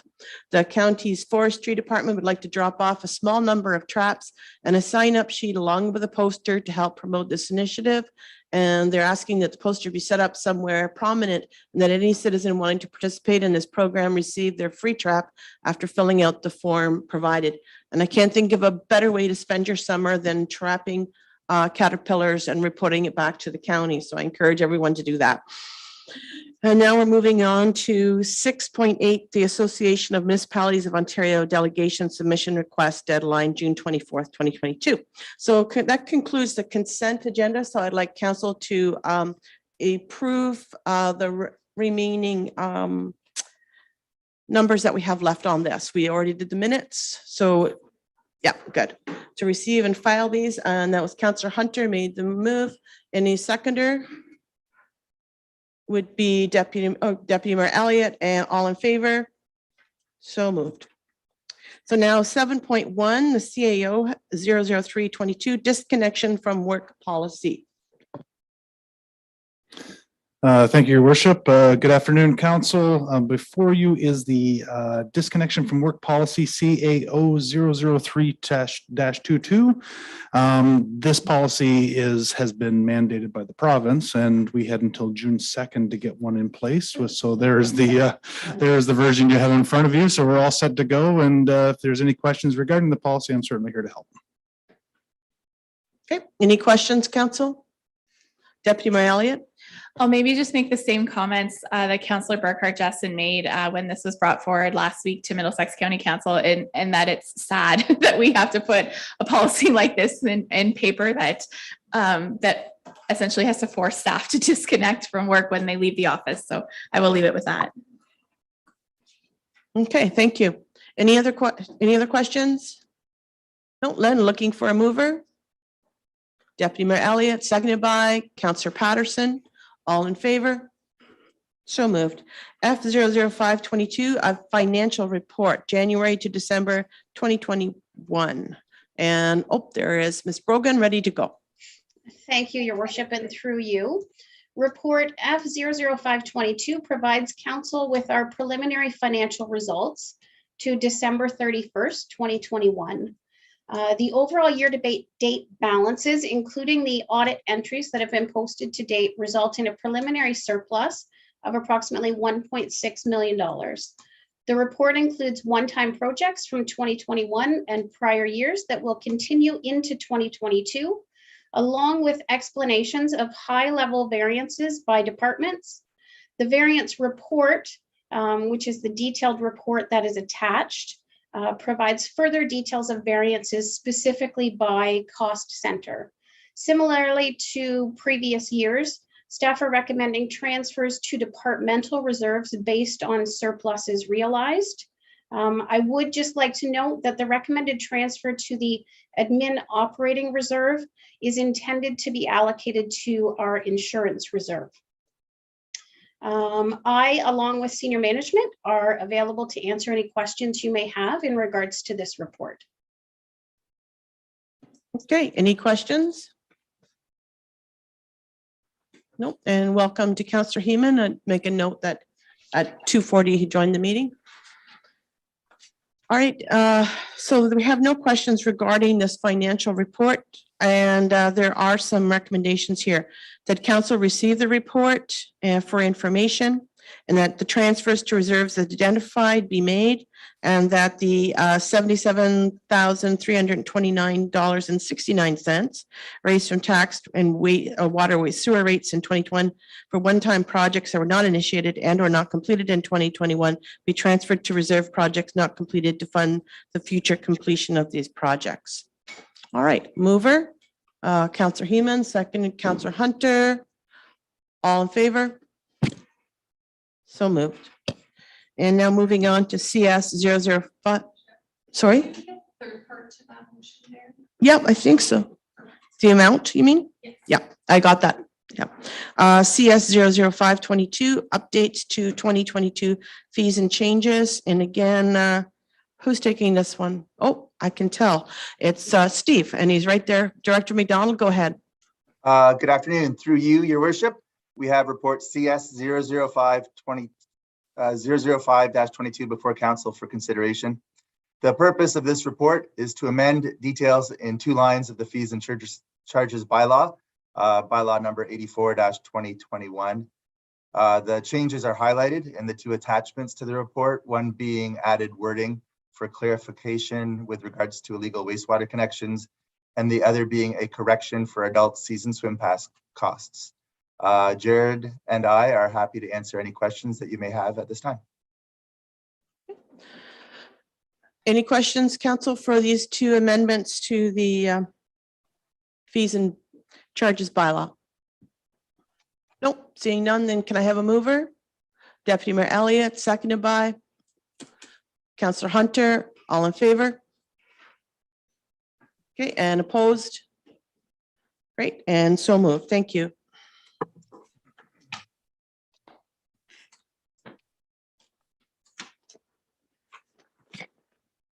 And now we have CS 00622, the new ORC Ball Diamond fundraising sponsorship updates. Whenever you're ready, Director McDonald. Thank you. So I present report CS 00622 regarding the fantastic work that the Great Lake Canadians have been doing with regards to donations and sponsorships for the new Ball Diamond. Thanks to their progress, this report has 3 recommendations. Firstly, approval for the naming rights as Royal Field, as Royal Fence has signed on to the 10-year opportunity for that at $15,000 per year. Secondly, approval of the donor recognition program, which will recognize donations of $1,000 and above at various levels as outlined in the comments section of the report. And then finally, to seek approval to procure add-on features that staff have reached agreement with along with Great Lake Canadians, with these features being fully funded through donations and sponsors. Now, as specified in the second last paragraph in the committee section of this report, there is the possibility that additional features will be verbally added to this report if sufficient additional funds donations are received after the report is submitted, but before today's meeting.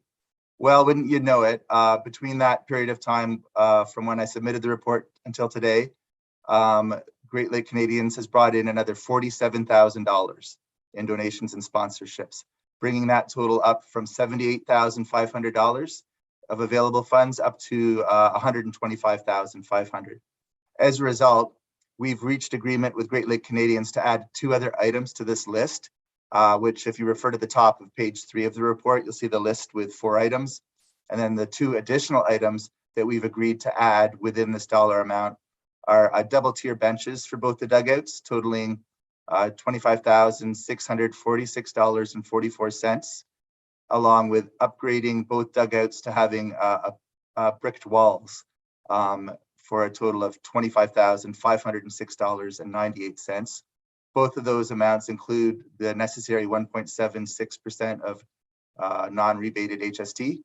And adding these 2 items will still leave over $24,000 available for future add-ons. So we've got ample funds for this.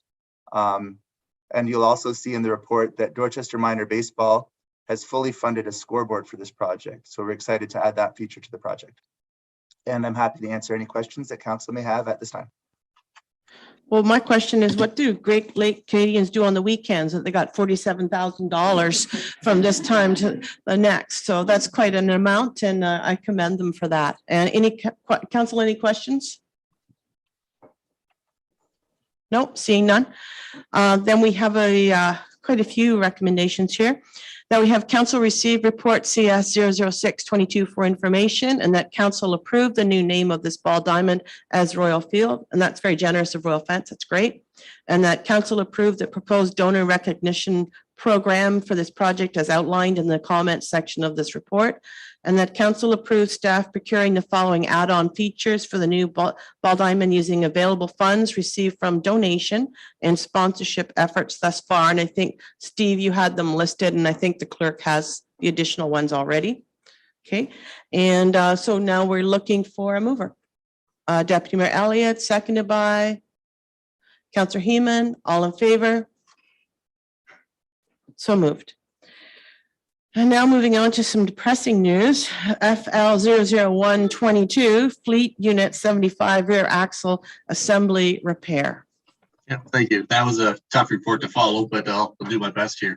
Report FL 001-22 is brought forward for the Fleet Unit number 75 rear axle assembly repair. This is a 2012 John Deere road grader. It's encountered a rear axle failure late last month. This failure, unfortunately, is not uncommon with this series of grader.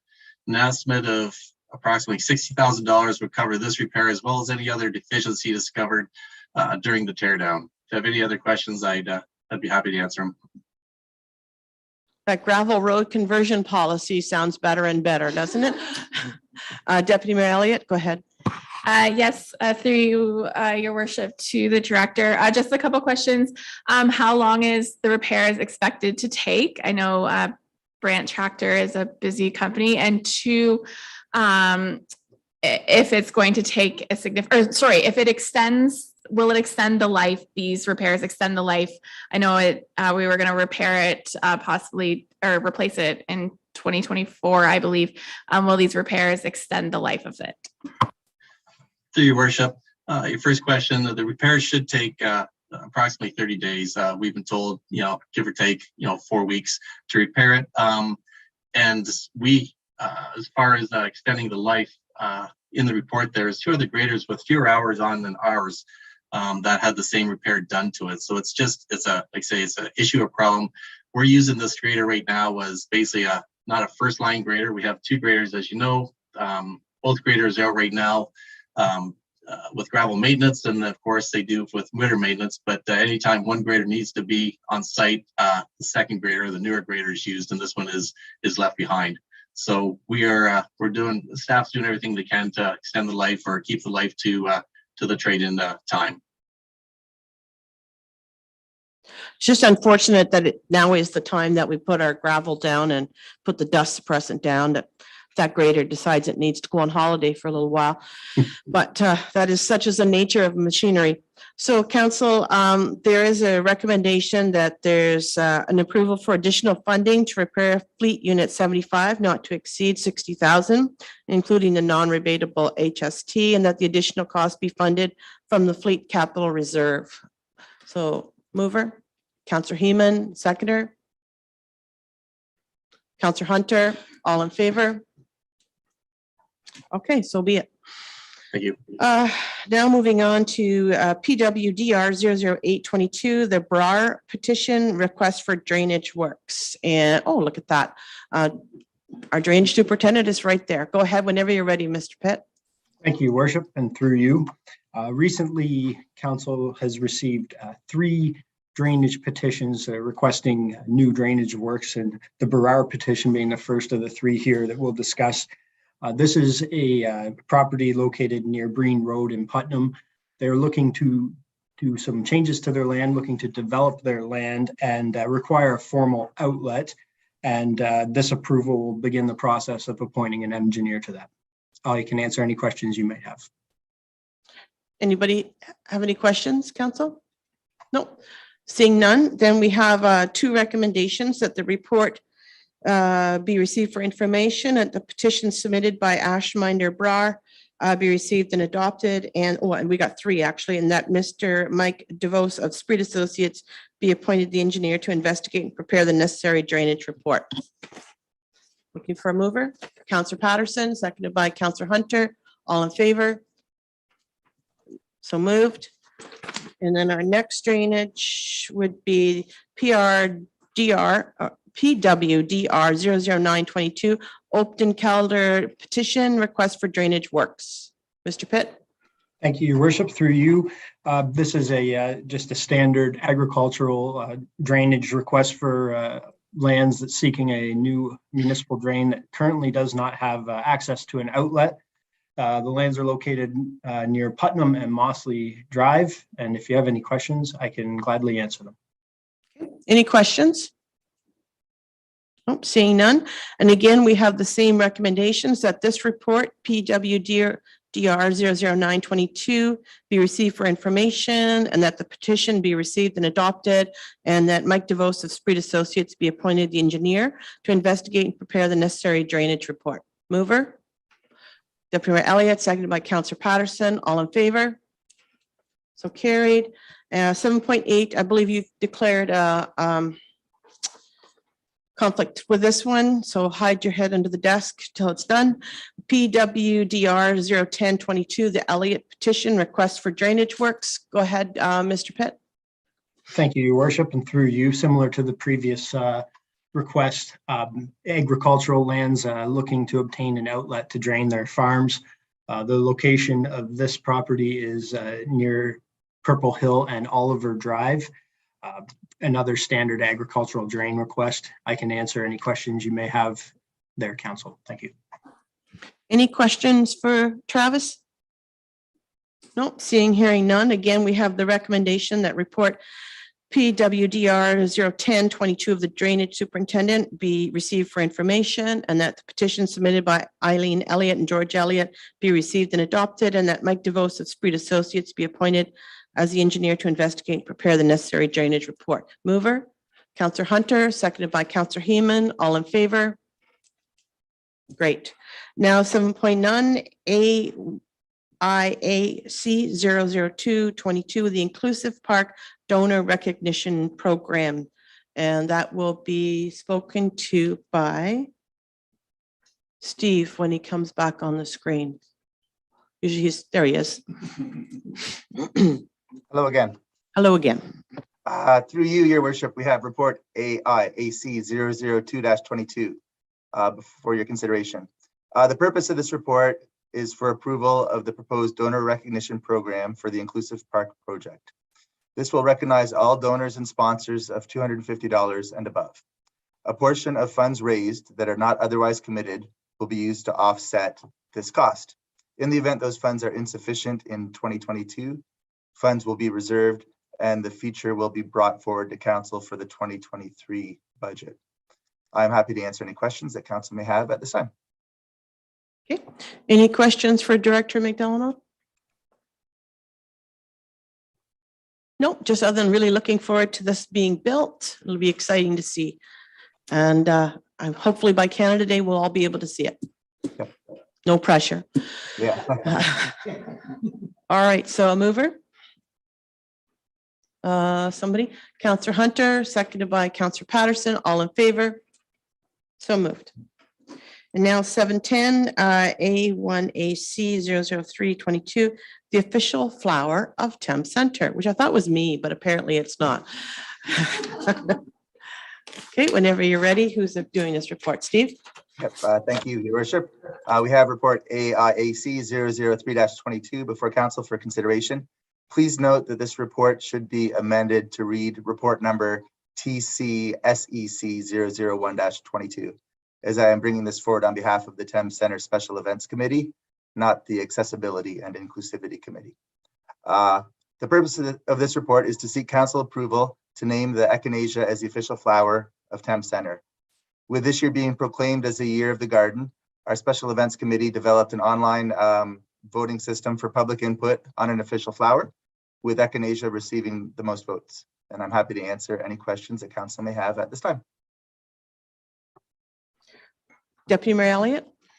Yes, through your worship. I just did want to note that this flower was shortlisted by the Special Events Committee for various reasons. One being a popular pollinator flower and being good for nature, as well as being a tribute to our Indigenous communities and past, as it was commonly used to soothe and cure ailments for centuries.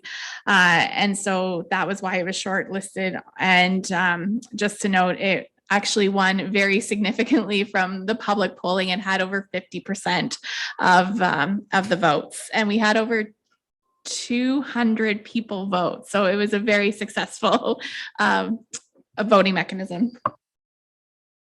Thank you. It is a pretty flower, and I think it'll look really nice. And as Mr. Heeman could tell us, it's a perennial and you just can't get rid of it. It just keeps coming back every year, whether you want it or not. So, okay, so I'm looking for 2 recommendations that the council receive this report, and you've noted, clerk, the different, yeah, okay. And that council approves the echinacea as the official flower of Thames Centre. Mover, Deputy Mayor Elliott, seconded by Councillor Heeman. All in favor?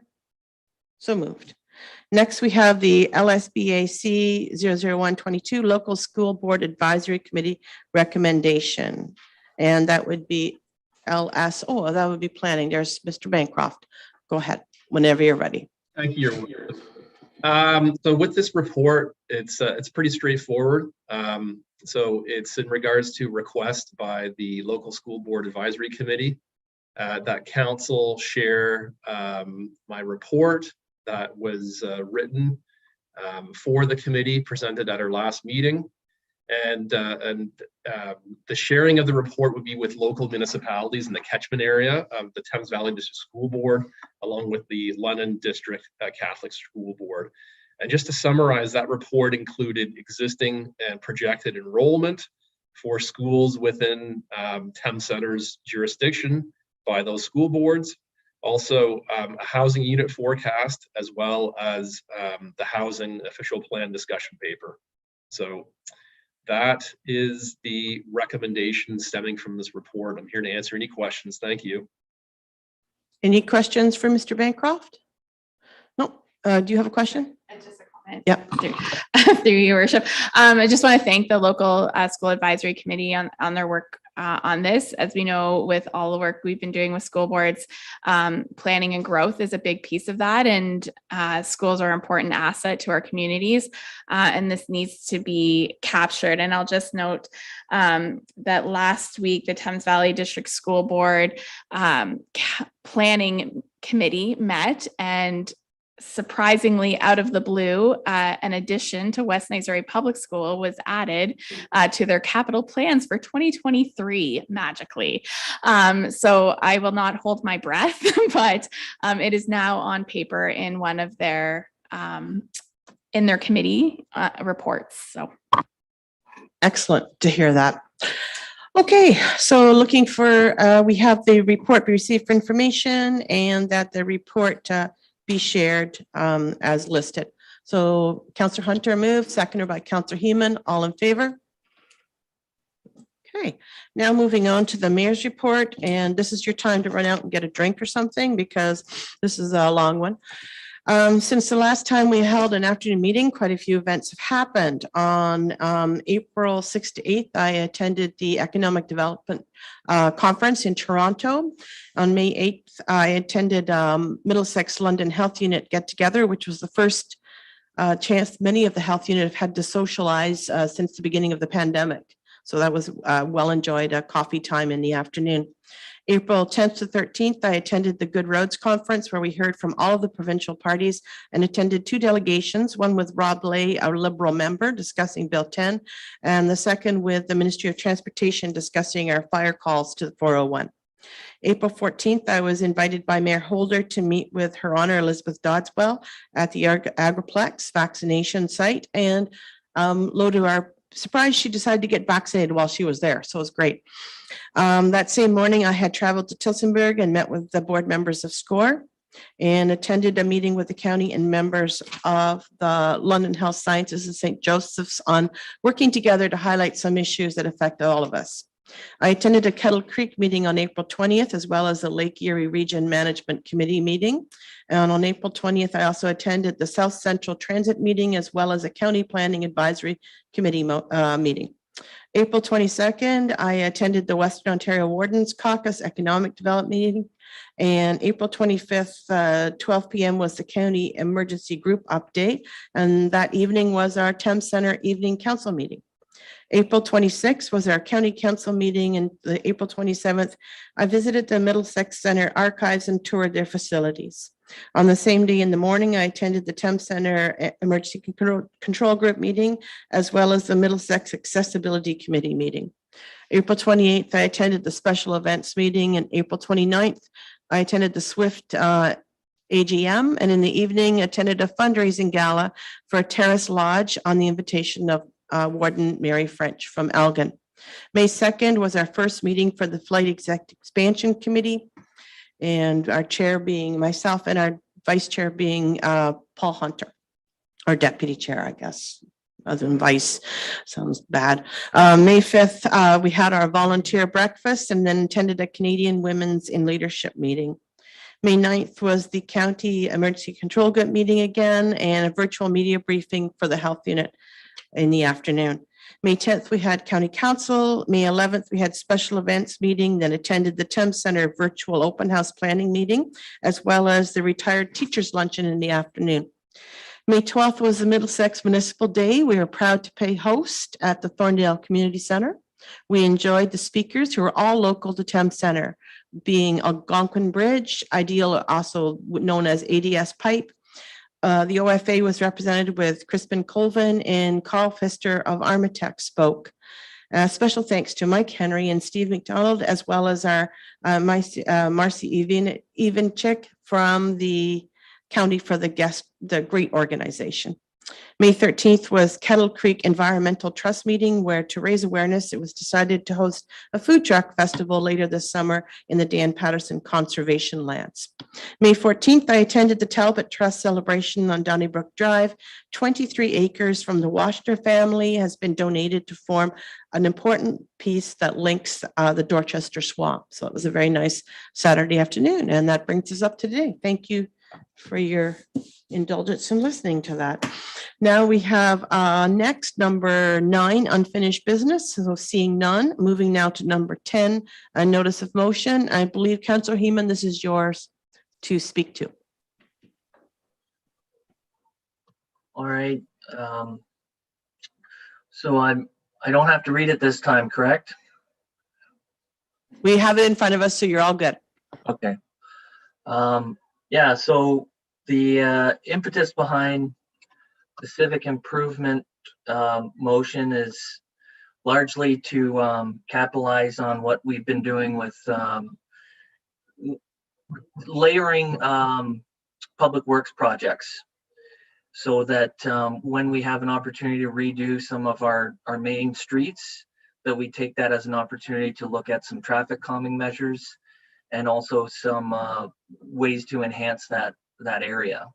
So this would be looking at getting a plan under a civic improvement framework, as was advised by staff, to look at how we can put a package of these measures together and do that in a timely manner when those road improvements occur as well. Okay. So any comments regarding this notice of motion? Deputy Mayor Elliott? I'll second it so we can talk about it. Thank you. So just maybe a couple things. So I think there's a lot going on here, and there's a lot of great things happening that I think Councillor Heeman brought up. Maybe we'll start off a comment to, or a question to our CAO. So some of these fall into a community improvement plan, which is what Middlesex County presented to us back in 2020 to develop this plan. And I know CAO Henry is going to despise me for saying this, but Thames Center is currently the only municipality in Middlesex County without a community improvement plan. So when that was presented to us in 2020, we asked for a staff report to come back on implementing a community improvement plan, which Director Bancroft brought that back with the financial implications of doing so. And it was approximately $20,000 to put together the community improvement plan. And at that time, there was RED funding in order to compensate us for that, as well as there was partnership funding available through the Middlesex County in order to do some of this. So I'm just wondering, from a community improvement plan side, is there still what's still out there in terms of RED, in terms of Middlesex County, and how would we go about, we've already got the information for the community improvement plan. We've put it in our strategic plan that one of our long-term goals is to implement this community improvement plan. So how do we, get the ball rolling with this notice of motion from that? Okay, thank you for the inquiry. I got to keep it all straight, so I'm going to chronologically go through some of these myself, Your Worship. So yes, there was a report brought forth for information. It was left as information only because council decided that they were not going to move ahead with it in September of 2020. So it was to avoid doing a CIP program and then just having it shelved and nothing coming from it, which was understandable. So while I don't like being personally shamed for not having a CIP, I certainly supported council's decision and not moving ahead with it at that time. It was then the intent to have it left in our strategic plan for future consideration that we would move through this. I can tell you that there is no RED funding right now. It is closed. I have confirmed that with our Director of Finance. And from a county perspective, while there may be some funds, they will be limited until they start to put more in that fund for availability. The last piece of this I can tell you is CIP does come up quite a bit at our economic development conference in discussion, but nothing that is really hitting us as a municipality of this size, and seeing a bang for your buck is a stretch still, in my opinion. Can you remind me how much it was when we discussed that, the figure? Sorry, through Your Worship, the dollar value was $20,000 to get a consultant roughly to have it assessed, yes. And that was because we had to have a consultant, whereas we thought we were going to move ahead ourselves independently. Okay. All right, so we've got to move in our seconder. Any other comments before call the vote? Councillor Hunter. To Your Worship, possibly to the CAO, I guess. Is this something that we could put in for the 2023 budget rather than act on it right at the moment? Through Your Worship, yes, that would be just fine. There's no reason that couldn't happen, and we could definitely look at that, and that actually might be quite acceptable to do. Councillor Heyman. So the reasoning to do it now is that it allows us to take the time and plan, and that we can, as our practice has been, to have a costed plan for budgetary consideration.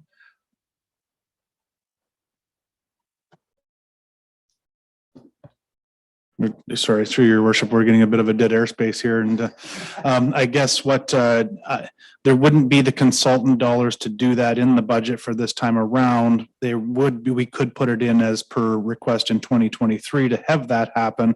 And as far as planning goes, it is part of your strategic plan, or this community's strategic plan. So we could be starting those plans now. There's no reason we couldn't. Okay, Councillor Heyman.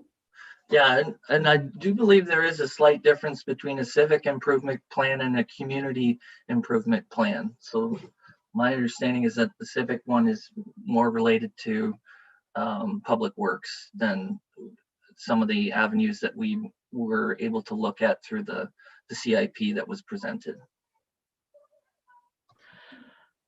Okay, maybe, is Mr. Bancroft handy? Can you pop out of thin air? There he is. I guess I'm confused. What's the difference between a civic improvement plan and a community improvement plan? Well, a community improvement plan deals with private property, essentially, where the municipality is there to act as a catalyst to, provide funding to, allow grants, for example, for facade improvements and that type of thing. Or even there's other aspects as well, such as, let's say the municipality wanted to move ahead with encouraging, promoting, sustainable building design, such as net zero, that type of thing. So it's more so on the private side of things from a development standpoint, as opposed to, as I understand it, in terms of a civic improvement plan, being more part of the public realm, so to speak. That's my understanding, Your Worship. Okay, Deputy Mayor Elliott. And I think that's so again, I think these are all fantastic ideas and things that we need to move forward on. And I think this is maybe where I'm struggling with it, and is how to best move forward with it. I mean, so traffic calming measures, absolutely. And we do have the traffic calming policy. The street side garden boxes and beautification, I know, is happening at the Middlesex County level for that on county roads.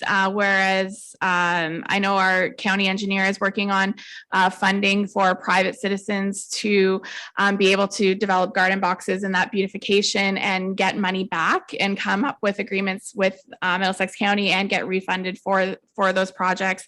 The street side parking falls under Public Works. The crosswalks and walking trail connectivity falls under the Director of Community Services.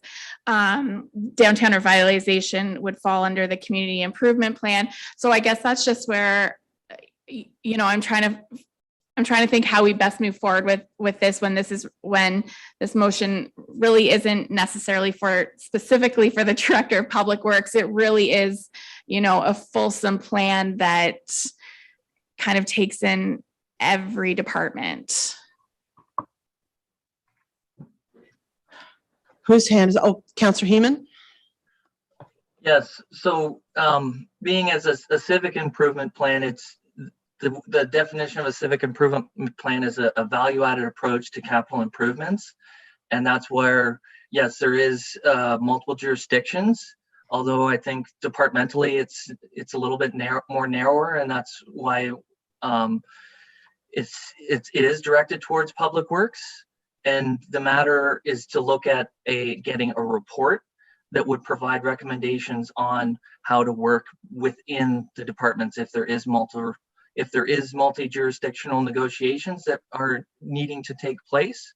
And ultimately, it's a commitment that we can make at our level that sends signals to the county level that this is a priority, and it allows staff to negotiate on timelines and how we can implement that with other projects. CEO Henry. Thank you, Your Worship. That's exactly where I was going with that, into both Deputy Mayor Elliott's point and Councillor Heeman's point. There is an upper tier element here that comes into this because a large variable is local business that go through our core areas. And as everybody knows, our core areas in both of our larger communities in the municipality are county supported. And I'm not just comment, like the upper tier is supportive. I have had many discussions with the county engineer about the beautification. I don't have really any big concerns with this notice of motion. I think it's all well thought out, great ideas, but I just don't want to create extra work for a Director of Public Works because we're already doing these things. So, and it is something that we want to work towards. It's something that wants to come forward for our 2023 budget. I think that's a good time to bring this back and talk about it again. So, Deputy Mayor Elliott, go ahead. Yeah, that's kind of where where I agree, like I totally agree, we need to do all of this.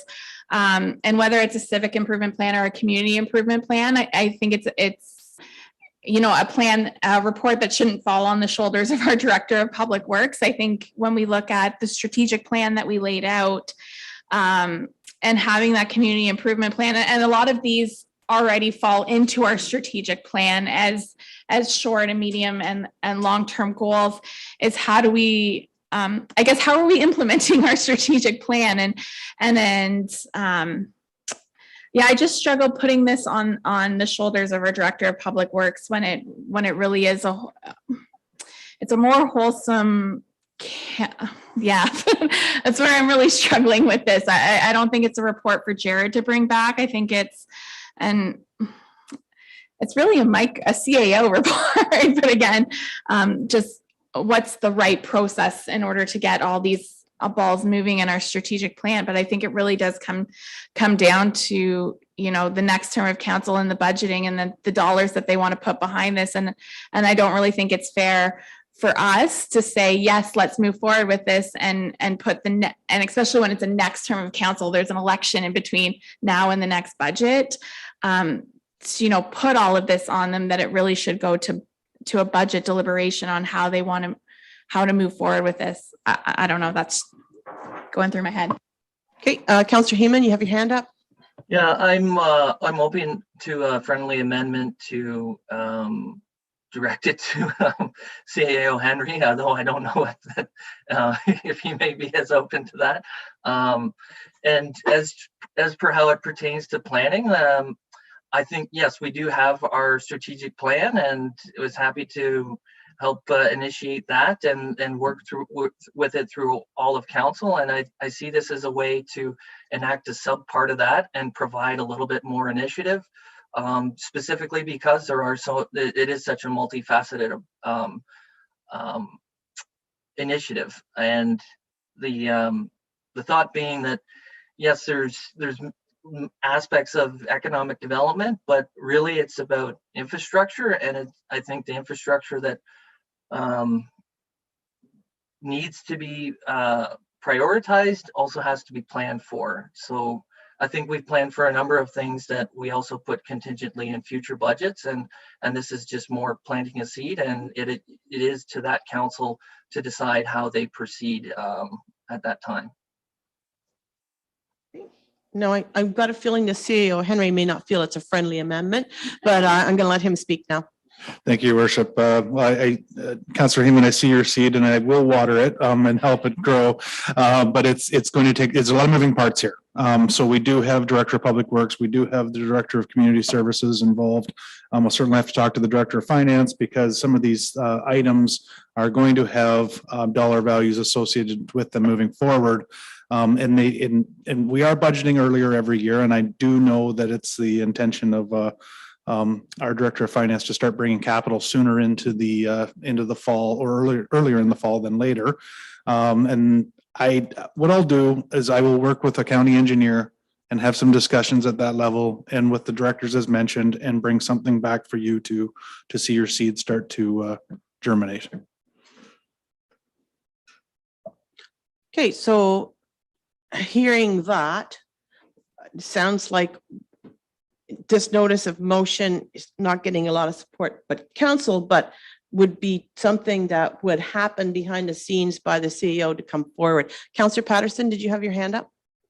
Yeah, I'll make that friendly motion to change it from the Director of Public Works to the CAO.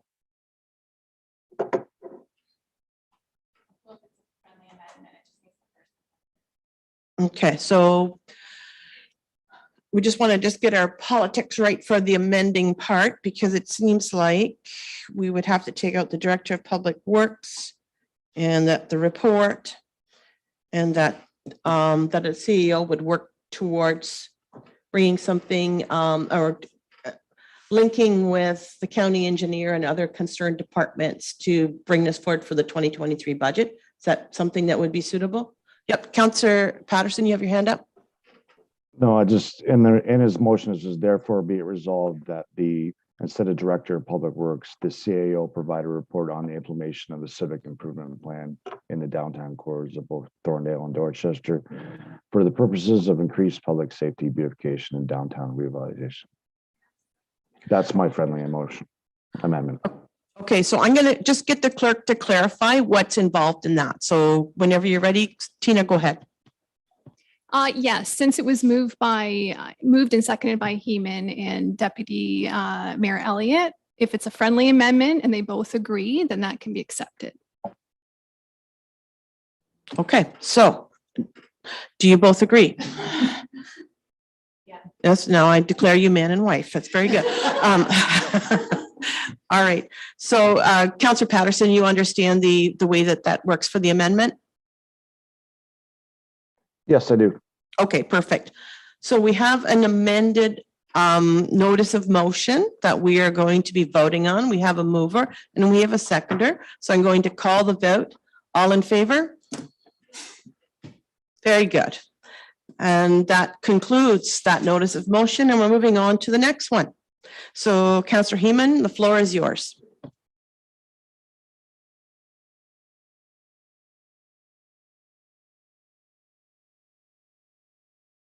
Thank Councillor you. Heeman? Yep.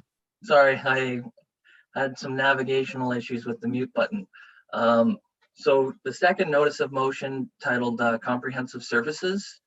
Again, I hope my rationale is clear in the wording. The thought here is how, as we expand our capabilities within the administration and our other administrative departments, we have had some discussions about how we accommodate space. So I'm just adding additional context beyond what is written there in terms of the practicalities and how it would be rolled out. It's allowing us to be more nested in the community and allowing us to have a little bit more space in this or in the building that you're housed in future. So it's putting a consideration for facilities in that we have 2 great community centers, and also that we have some expanding staff within our administrative departments. So ultimately, this would allow for people to get services with the municipality with less transportation in both respective communities, as you're layering activities that occur throughout their interaction with the municipality.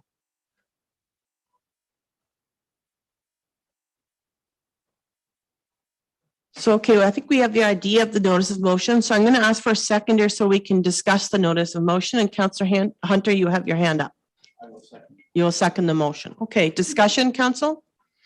Deputy Mayor Elliott? Yes, 2 questions, and I'll apologize to our CAO.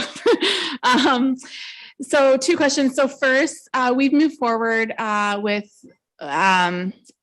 if it's not done yet, we're close to implementing more centralized payments and online payments where residents can pay their taxes, et cetera, online, making it easier to access those services, as well as planning applications, bylaw complaints, et cetera, can be done online.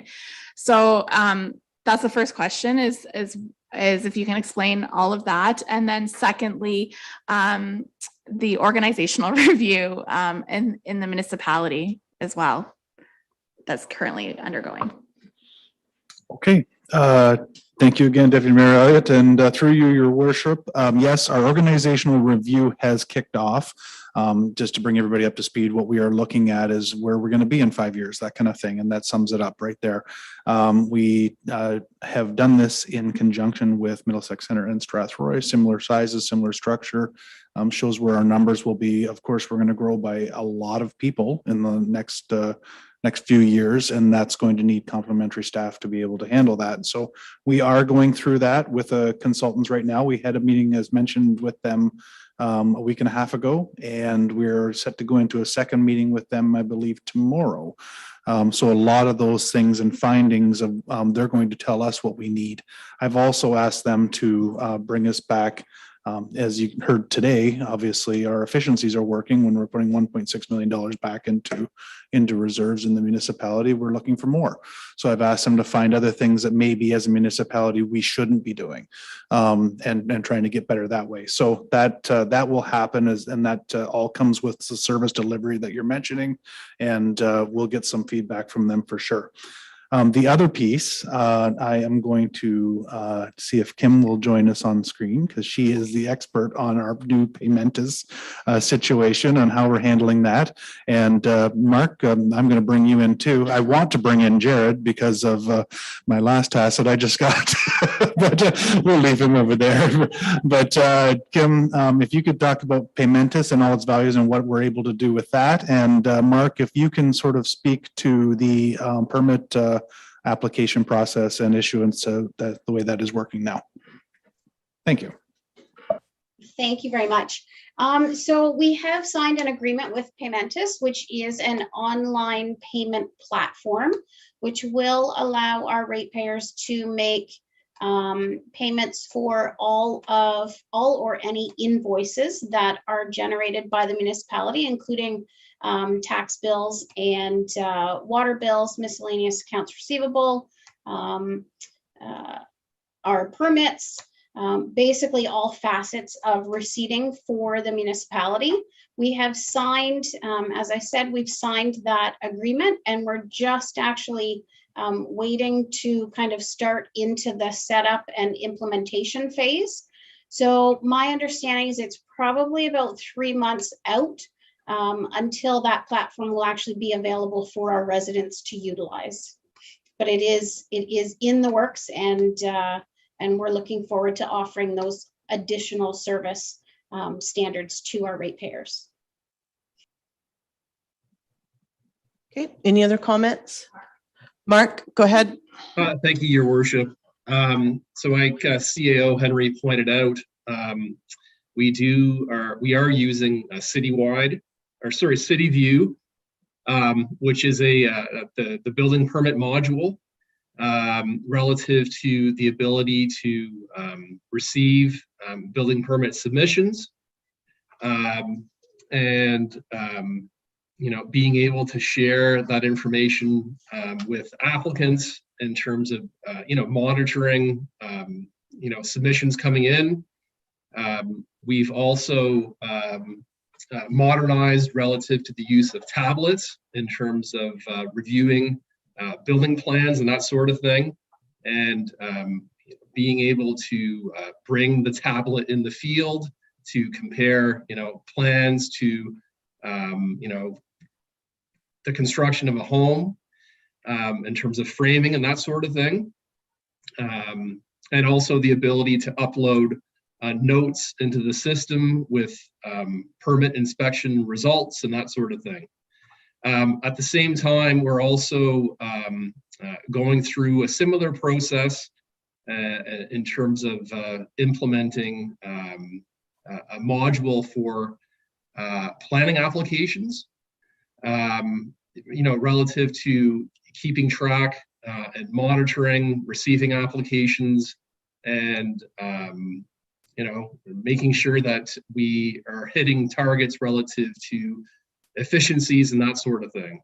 So yeah, just in closing, with building, we've got that underway, and with planning, we're hoping to have something in place, come the fall. So thank you. Thank you. And like all of these this sounds really familiar, and I think these are things that we were able to achieve with the use of the municipal modernization money that the province gave us. And I know this was brought forward to us back in our budget talks back in the beginning of the end of last year. We were so well ahead on it. These are all sounding very familiar. So I don't know, my own thoughts are, we're already doing this. I'm not sure why we have a notice of motion to repeat saying that we're doing it. I know that the reports are forthcoming from our finance department, our CEO department, our planning department. So I think your notice of motion, and I commend you, but I think it's going to be repetitive to what we're doing already. Councillor Heeman, you have your hand up. Yeah, Well, it's great to hear the progress that's occurring on the digitization fronts. And my purpose was not to reinvent the wheel on that front. And that's why those statements were in the whereas. And the therefore be it resolved is to look at how do we integrate that into a customer service delivery model. And that I think is what is new, is that it allows us to have greater touch points and interactions throughout our community to roll out service delivery. Deputy Mayor Elliott? Yeah, so I guess the reason why I wanted to highlight all of that was so the public knows, everything that we've been working on. And I know when the province announced the new round of funding specifically to modernize building permits, I kind of joked online that we should get some of our modernization money back, since we had already used our modernization money on that in order to increase our level of customer service and efficiencies that we have in the municipality. And I'm just wondering, and maybe it's because I feel a little bit bad for putting that last report on our CAO and him having an additional report on this, is that a lot of this can go right into that organizational review that we're doing and finding those efficiencies and how we create, better customer service and efficiencies for our residents. And so I'm wondering if this is not just a piece of, everything that the work that you're already doing. And so I'm just wondering if this can all be tied into, and maybe again, it's a friendly amendment that the CAO ensure that the implementation of a comprehensive service delivery model is looked at in the organizational review, but again, just not creating additional work that's already being done by our CAO. And how does our CAO feel about that? Thank you, Your Worship. Okay, I'm just looking over the notice of motion again. Recreational facilities are highly frequented for community athletic activities. We know this, and I know that our Director of Community Services has been doing some good work on studying what's wanting to be there, needing to be there, and currently active. So that's something that's already in the works. As far as providing customer service and a growing community with increased administration staffing requirement and centralized digital platforms, that is going to come out in the wash with that organizational review report that's going to come back from our consultants. We're also obviously going to have to look at it and consider it, and we would not bring it back to this council without having its personal touches put on it to make sure it fits for Thames Center. So I think that we'll kind of do everything in one fell swoop. Okay. Councillor Heeman?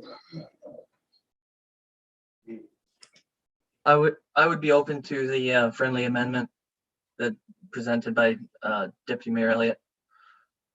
We're friendly people here.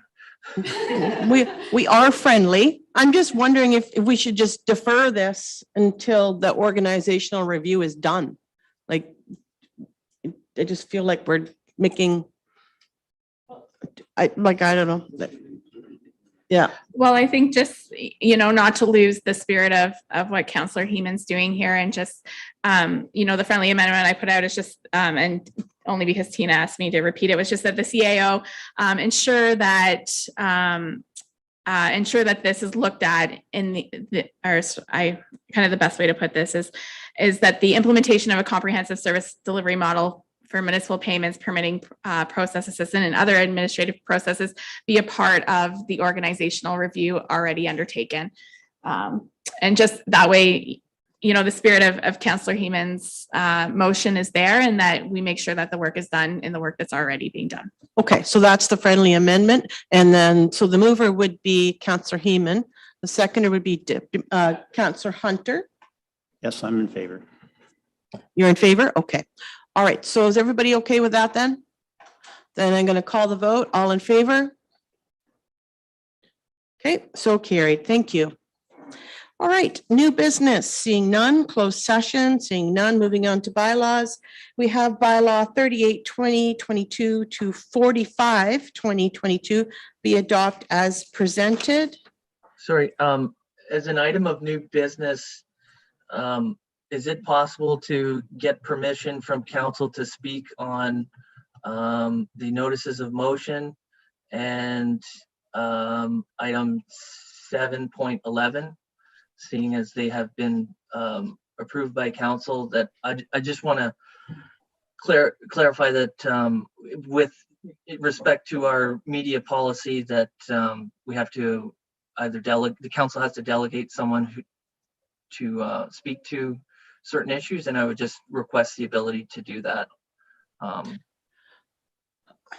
I think that you are more than welcome to bring forward council's decisions on the notice of motion as presented. Like council approved it and amended it. So if you want to speak to that, but you have to refer through to the media policy to make sure that everything is done correctly. And you might want to check with the CEO on that. I'm just trying to think what our media policy says. Yeah, okay, so then through your worship, the best interpretation of the policy is that council decides at this point that Councillor Heeman can speak to the media on this matter. So it's up to you. Okay, so Councillor Heeman, you're feeling the need to speak to the media about your notice of motions? Yeah, yes, and item 711, I believe. 711. Oh, the school of, yeah, okay. Yeah, as long as you just make sure that you say that they're council's decisions, I don't see a problem with that. Yeah, and we're looking for now a motion. Is that what you're saying? Well, if he needs council's approval to do so, I'll make a motion that allows Councillor Heeman permission to speak on his two notice of motions, as well as I'm just looking for the right report. title. Yep. 7.11, the local school board advisory committee recommendation. Okay, Move that. so you're moving that, seconder? Councillor Hunter, all in favor? Okay, all right, so carried. Back to bylaws. So I've gone through 38, 2022 to 45, 2022, be adopted as presented. Looking for a mover. Mayor Warwick, can we remove 13.1 from that list? 13.1, fees and charges, so swimming and the other one was? Vote on that separately, yes. Please. All right, so taking out 13.1, looking for a mover to accept those bylaws as presented. Councillor Hunter, seconded by Councillor Heeman, all in favor. 13.1, 38 to 2022 to amend the schedules E and I of 84, 2021. Mover, Deputy Mayor Elliott, seconder. Oh, sorry, Tom, your hand's not all the way up there. Thank you. All in favor? Okay, opposed? Okay, and so moved. And then moving on now to the meeting schedule. Our next meeting is May 30th at 5 p.m. And looking for a motion to adjourn. Councillor Hunter, seconded by Deputy Mayor Elliott. All in favor? So be it. And the meeting is now adjourned at 3:38 p.m.